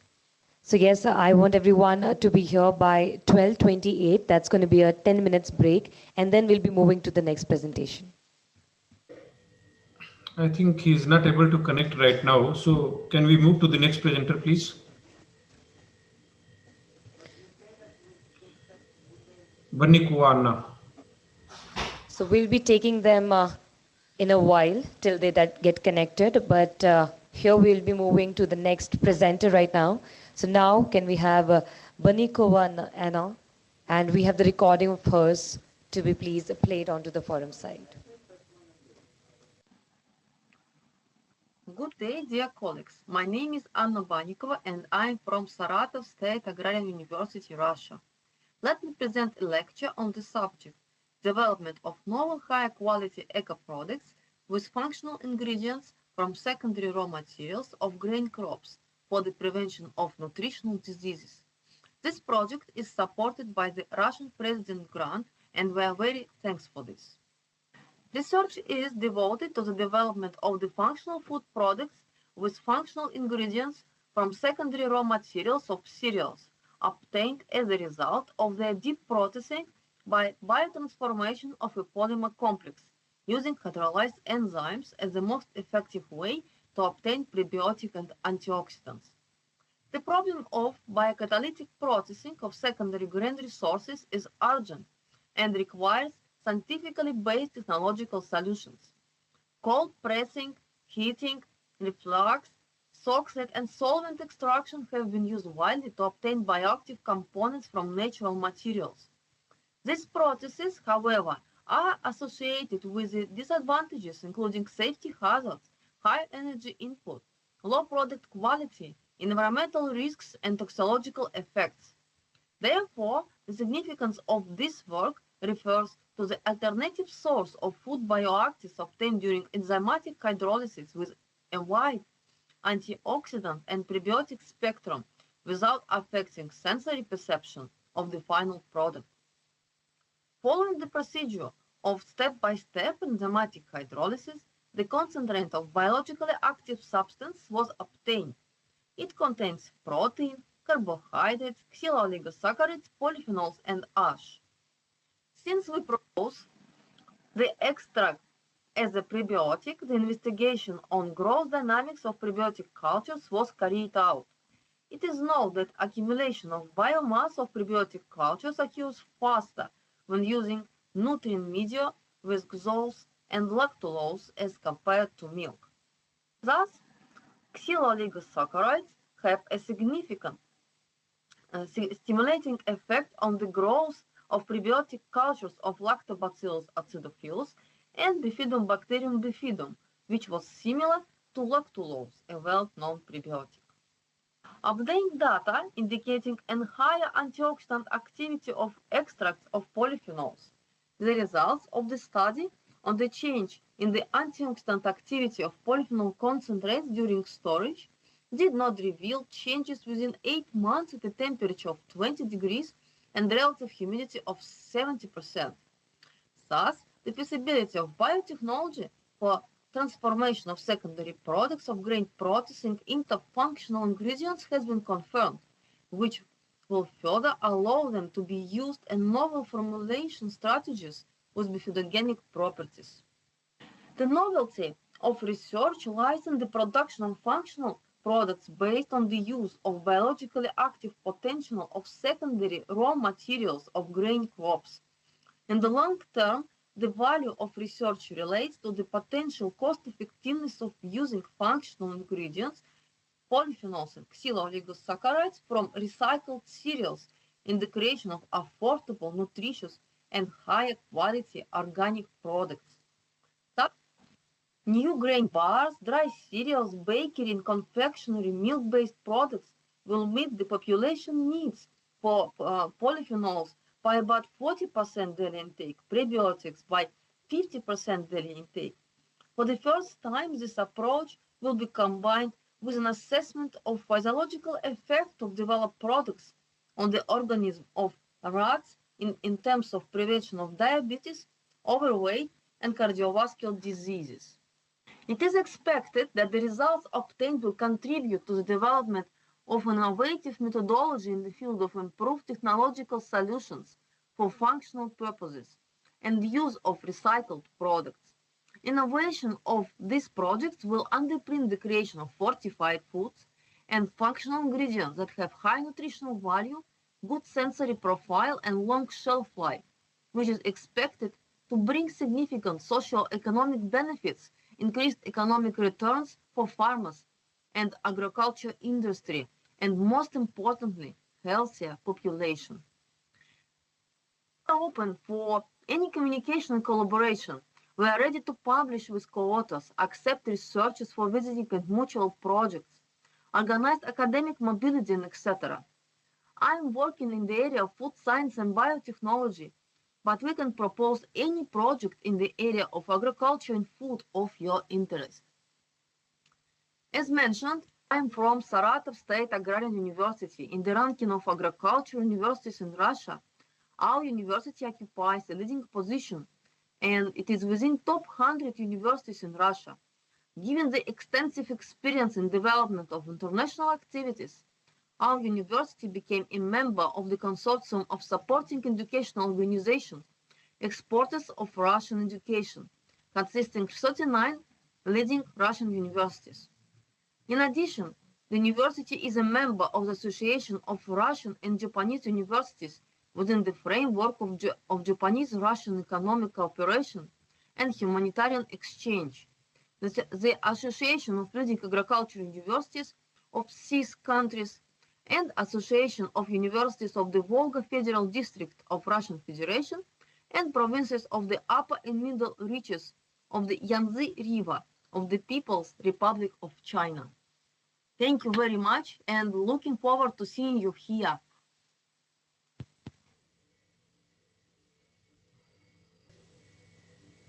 We will be now moving to the next presenter, please. All right, so the next presenter is Dr. Kulikov Andrew, Agency for Strategic Initiatives, Russia. So I request you, Doctor, to please take over the forum virtually. Yes, I'm ready. Just a second. We are ready. Good afternoon, dear colleagues. I'm glad to welcome you here today in the first conclave of young scientists of the SCO. My name is Andrei Kulikov and I am happy to represent Russia. And the topic of my speech, development of prototype of information management system by a group of heterogeneous robotics for the purpose of comparative monitoring of agricultural land.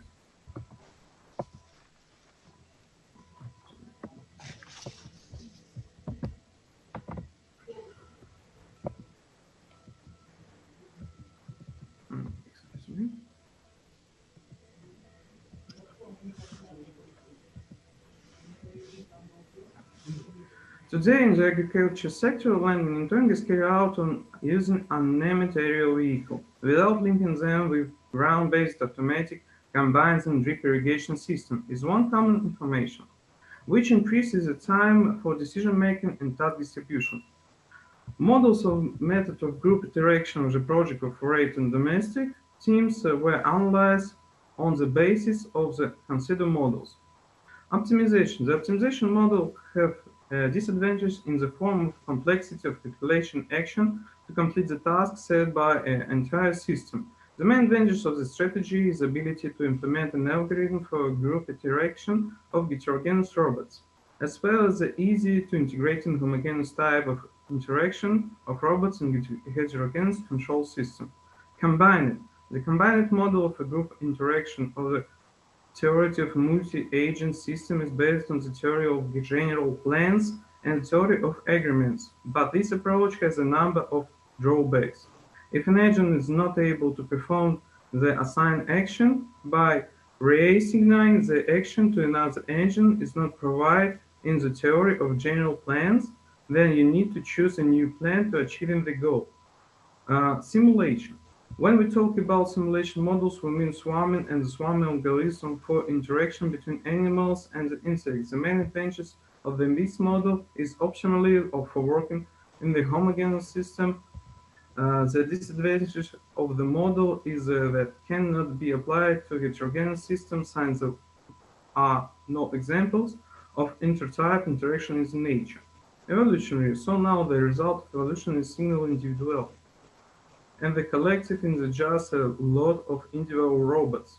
If we are talking about the use of genetic algorithm, is a set of individual chromosomes transferred to control system.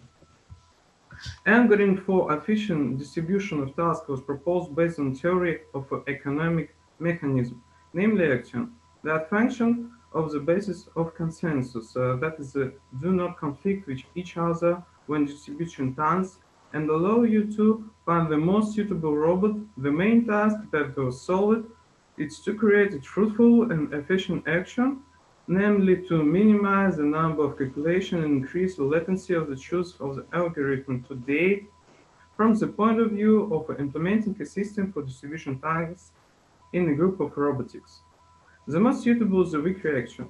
Formula presented on the screen is the result of calculation action mechanism based on a Wiki model for the distribution of tasks, and we were talking about an action, then putting the task up for action among heterogeneous robots.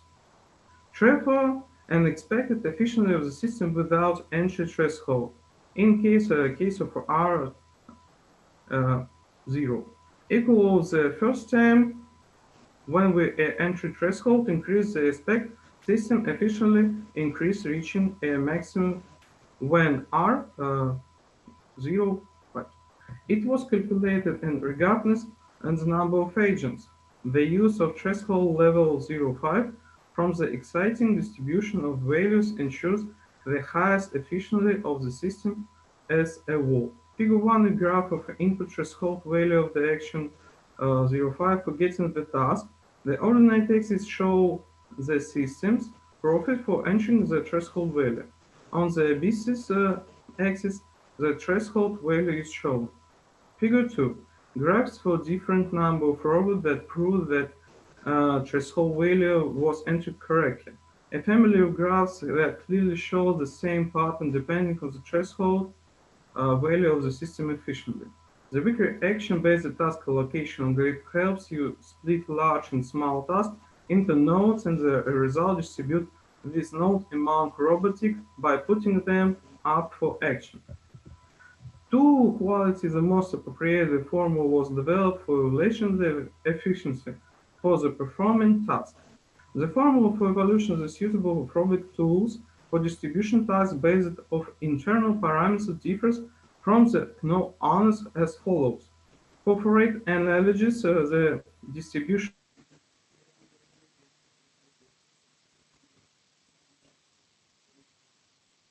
again chart based on a probabilistic time spent on the task and the robot's location. I also propose a distribution based on real parameters, the main of which are operating time, location relative to the goal, and the quality of signal reception. The proposed economic mechanism of the first price with the entry threshold was modeled. The simulation was performed in the rapid program, which allows you to build a supercomputing cluster, the input of which was supplied with the values of technical parameters. Based on a proposed formula used for calculating the estimate of robot, next we performed visualization and filtering of robots whose scores were below the entry threshold. Theoretical and visualization testing was successful and showed efficiency. I'm now moving to the practical testing to the developed mathematical apparatus in my research. We were interested in international cooperation from the point of view of practical testing of the system for distribution tasks between groups of heterogeneous robots tools for a full automation of agriculture processing in the fields of wheat in China and India, sugarcane in India, tea in India and China, and cotton in China, India, and Uzbekistan. International cooperation in terms of applied research in the field of robotics. Share our experience. And we are happy to welcome your students to our university. My research interests in machine learning, data science, computer vision, control system for a group of robotic tools. As a part of research activities, navigation model based on the break gating was recently made. Now I'm a participant of the federal competition upgrade to the get meaning of the analyzed text. Findings of a working foundation for the application particle implementation of the particle technology. I'm happy to look for investors for the practical implementation of this system and investing not only in terms of money, although it's important, but also in terms of connection, mentoring is very important for me. I would very much like to interact with you personally who become interested in my report. I believe that university and research mobility is the key to breakthrough, I will say, synergistic result. Thank you all for listening to me.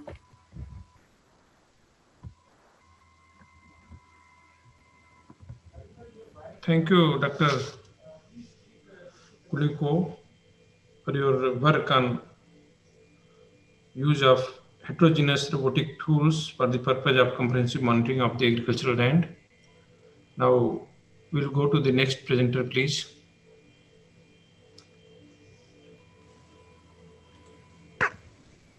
All right, ladies and gentlemen, so here we'll be moving to the next presentation. So may I request Radkevich Elena, Russian State Agrarian University, Moscow, Timiryazev Agriculture Academy, Russia, to please take over the forum.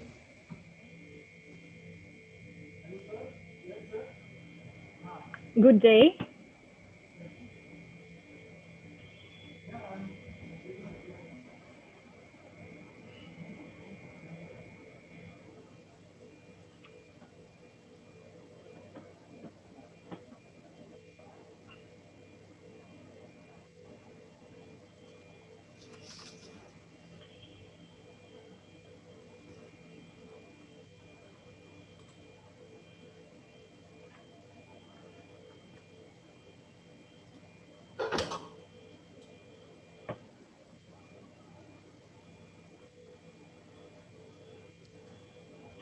Alina, you can start the presentation.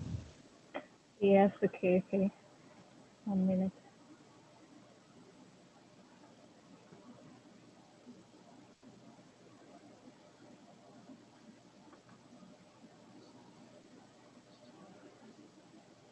I see my presentation. Yes, ma'am, we can see you. Just make it full screen. Okay. Good afternoon. My name is Yelena Radkevich.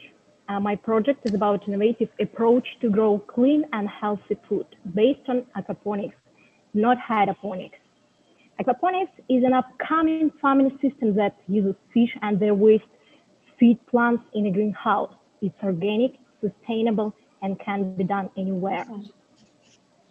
PricewaterhouseCoopers, FAO, and World Economic Forum have declared that in the nearest future we can face a big problems with food and water on a global scale. They're worried about quantity of food. What about quality of food? Last year I have done my own research in Europe. I have visited many countries such as France, Germany, Poland, Portugal, Spain. You can find this research by using QR code. I was surprised with low quality of food. No taste, no smell. Sugar, that is a problem of hydroponics they use. Then I have done crop research in Russia. World Health Organization and the Research Institute of Nutrition Rams say that humans need to eat at least 139 kilograms of vegetables per year. According to statistics, the consumption of vegetables by a Russian doesn't reach even a half. That is why we have big import of crops. Among children, consumption is even lower. According to the Research Institute of Nutrition Rams, diseases in Russia are from 30–50%, which is directly related to the deficiency of good food. Quantity and quality are two major problems for everyone. So we need new technology to be sustainable enough to produce high quality crops fast with faster consumption. I have found such technology. I'm working on it. It's called aquaponics. It's obvious that nitrogen cycle is a part of nature to grow food. You can find formula for that, but people often use chemicals on soil to produce food. We can grow free of chemical, healthy food. And we found perfect solution for that. Pure, environmental, safe, and organic. It's called aquaponics. It has nothing to do with hydroponics. We use only fish and a beneficial bacteria to grow crops. You can see how ammonia with the help of bacteria transfers to nitrates. So we are working in the field. By time, we have discovered that is the only way to produce organic food. I want to stress and to think right now this is 100% closed loop system, no harm to environment. In hydroponics, you need to dump water. Levels of nitrates in aquaponics never reach more than 60 milligrams per liter to grow food. Crops grow much faster in aquaponics after 20 days of experiments. You can see this difference in basil. Hydroponics system is older 6 weeks. Aquaponics is only 4 weeks. It's well known in aquaponics that the crop production is growing and eventually will double itself because of bacteria with no additional cost. Bacteria is the key to success. When we grow crops, we should consider diseases in agriculture. You can see how aquaponics can resist by itself more efficient to pitching with the help of microbiology. In hydroponics, we can't see immune defense against pitching because it's sterile, so people use often chemicals. That is why the USDA in ESMA in Dubai have concluded to consider hydroponics no more organic methods to grow crops. The reason is simple, because you can cheat in hydroponics. If you try to cheat in aquaponics, fish will definitely die. If they die, crops will die also. That is the beauty of nature and system. You just can't grow rubbish crops in aquaponics. Also, you get more crops from 1 square meter than traditional farming. 6 times more crops. Cherry tomato is a great example, more than 10 branches, big variety of crops in one system. We can meet demand easily. Additional products as fish like trout or carp. Here it's Vega 1 for 100 square meter of usable space. This is a very important project for our study. It will combine vertical growing, compost growing in water and in media such as gravel. Also, it will be automated. Our first goal is to grow our own crops on commercial basis. Our second goal is to provide necessary data for who are interested in sustainable solutions to grow crops. We have already received many letters from Russia and abroad like Uzbekistan. Our third goal is to educate people to work with aquaponics. There are a lot of hidden spots in this system. This is our team. We are participating in many contests in Russia. We've worked together as a team for a long time. It's doing its best for our project. In conclusion, I want to show photos. They are a little provocative. You know that picture is worse than thousands words. This is hydroponics. They love chemicals. If we had chemicals like that in aquaponics, I would definitely show them. But we just don't have any of them. Only fish, beautiful plants, and bacteria. Thank you for your attention.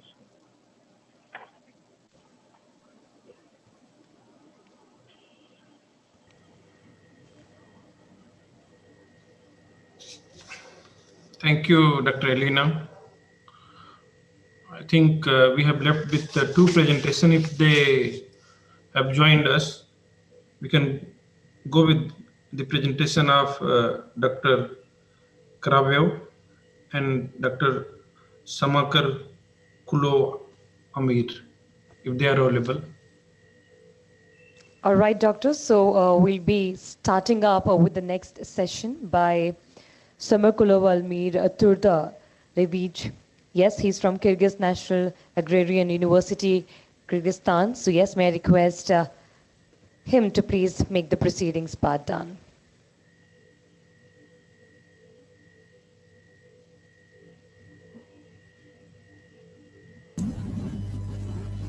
Can you hear me, everybody? Hello for everybody. Is my voice clear? Yeah. Okay.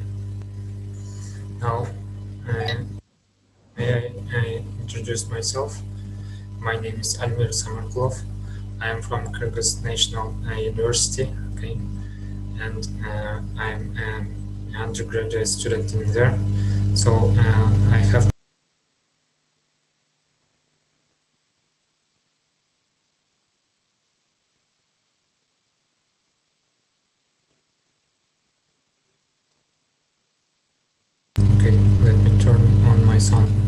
Hello?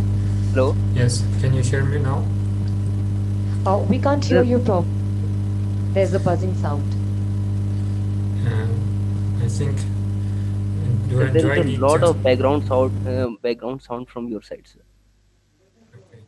So do I need to rejoin from another phone? I think it is coming from my laptop. Can I rejoin from my phone? But actually, I wanted to tell that today's the thematic session of today's day Yes, is please, you can go ahead. You can go ahead. agriculture and food processing. Am I right? Today's Yes. agriculture and food processing, but my topic is not related with agriculture and food. Actually, I was thinking that it will be held on on 28th of November. I was focusing on that day actually. Will it be appropriate for me if I continue it on 28th of November?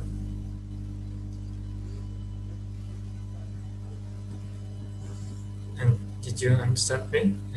I think my topic is related with thematic session 5, environmental protection and natural resource management, actually. Will it be okay if I continue it on? Yeah, gentlemen, on that day? can you hear us? You see, the problem is we didn't have your topic. We just have your name. That is one of the basic problems. If you had given your topic and the abstract, it should have gone into environment if it is so. So the best is if you are not prepared today, we can go ahead into the environment, but it is on 27th, not on 28th. Okay? Okay. What would you like to do? Okay, on 27th of November, I will be ready. Right. Okay. So we'll be, and meanwhile, we request you to really send your abstract and the title of your paper as well as your PowerPoint presentation by email. Okay? Okay, I'm getting in contact from here with Rana Pratap. I will be asking from here. Okay. Thank you. Yeah, please do send your PowerPoint presentation and the title of your paper. Is that fine? Yes, you got it? I understand. And it will be accommodated on 27th. You will receive a detailed program and then you can accordingly log in. Okay?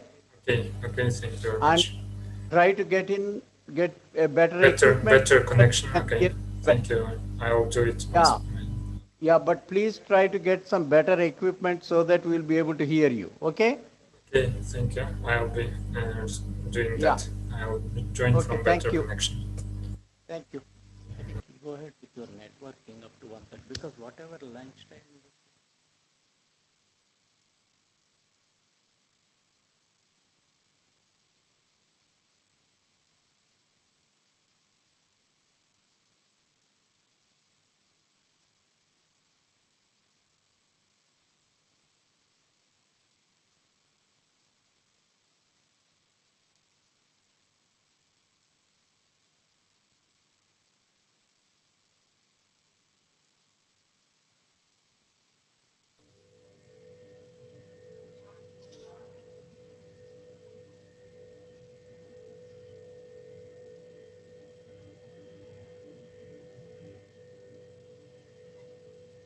I think with this, we have come to the end of the presentation of the first thematic session, agriculture and food processing session.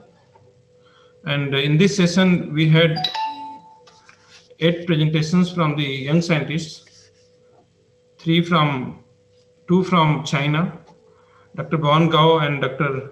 Thian, 3 from India by Devasis Gulai, Alice Kujur, Sushil Kumar Sharma.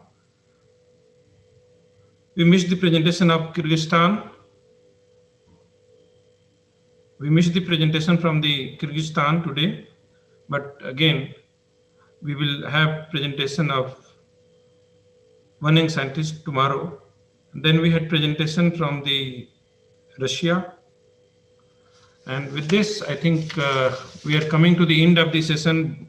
Bhavan Gao has presented very nicely regarding his work in the food chemistry, food analysis, and food safety, and also developing non-targeted analyzing method to accurately and quickly differentiated authentic foods from adulterated one.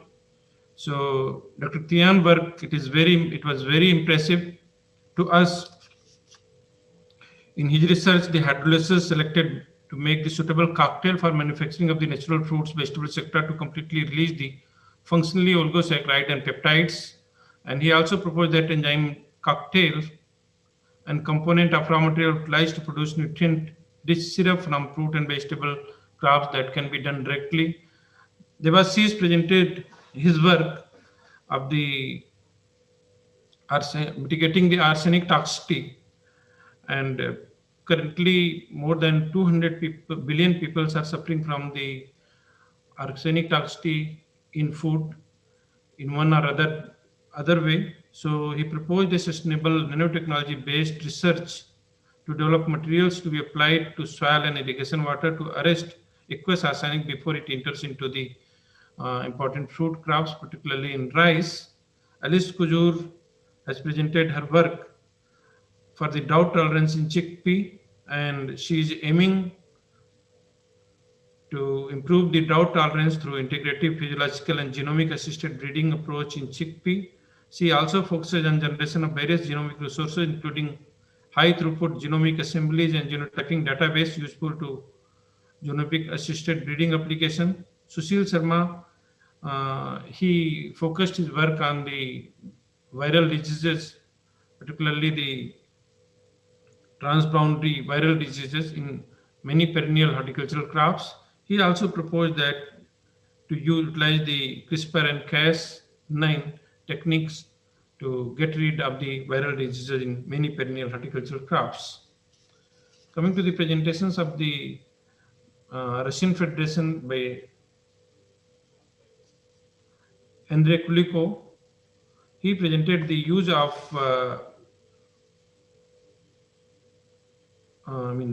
different AI techniques, use of the unmanned aerial vehicles, and robotics in agricultural crops. And last presenter, Elena Radkovich, she has presented the use of aquaponics and hydroponics in the crop production. So with this, we have come to the end.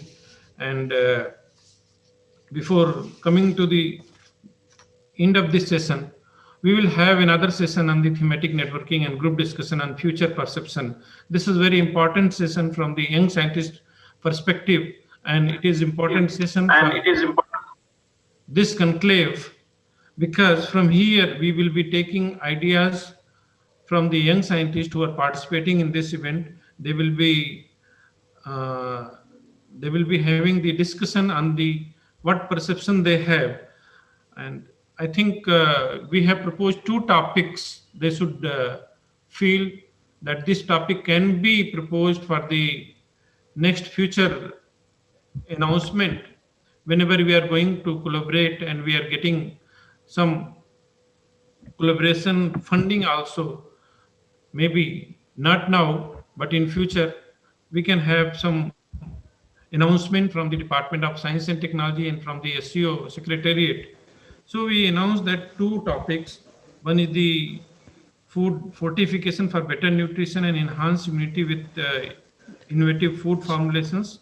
And another, I feel, in the agriculture sector, or you can say that this topic can also be dealt like functional products based on the biological active compounds. We can deliberate upon this one. Then we can also deliberate on the for agricultural crops and horticultural crops, we can deliberate on the protected cultivation technologies, how this aeroponic, hydroponics, and precision agriculture technology can be intermingled to get a meaningful insights, and to have such a collaboration for enhancing the productivity, enhancing the quality, enhancing the trade between the SEO partner states. So with this brief remark, I would like to request another chair of the session, Dr. Renu Agrawal, for her remark. Dr. Renu Agrawal, please.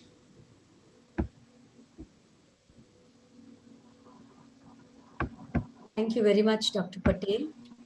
And it was, I would like to really thank DST for this opportunity to chair this session on agriculture and food. And in fact, all the speakers, they talk so well, and in fact, we are all enriched, and we will be meeting again on this thematic networking. As Dr. Patel said, we have come to these two topics, but all these young scientists have, open this thing to have any other topic if they have in mind. Thank you very much. Thank you so much, Chair. Well, meanwhile, we'll be proceeding with the networking later. But before than that, I think it's time for the lunch break. So I would like to request everyone to please make the proceedings part done. And we'll be back sharp at 2:15 Indian time, Indian Standard Time, to be here for the networking session. I repeat, we'll be back at 2:15 for the networking session. Okay, thank you.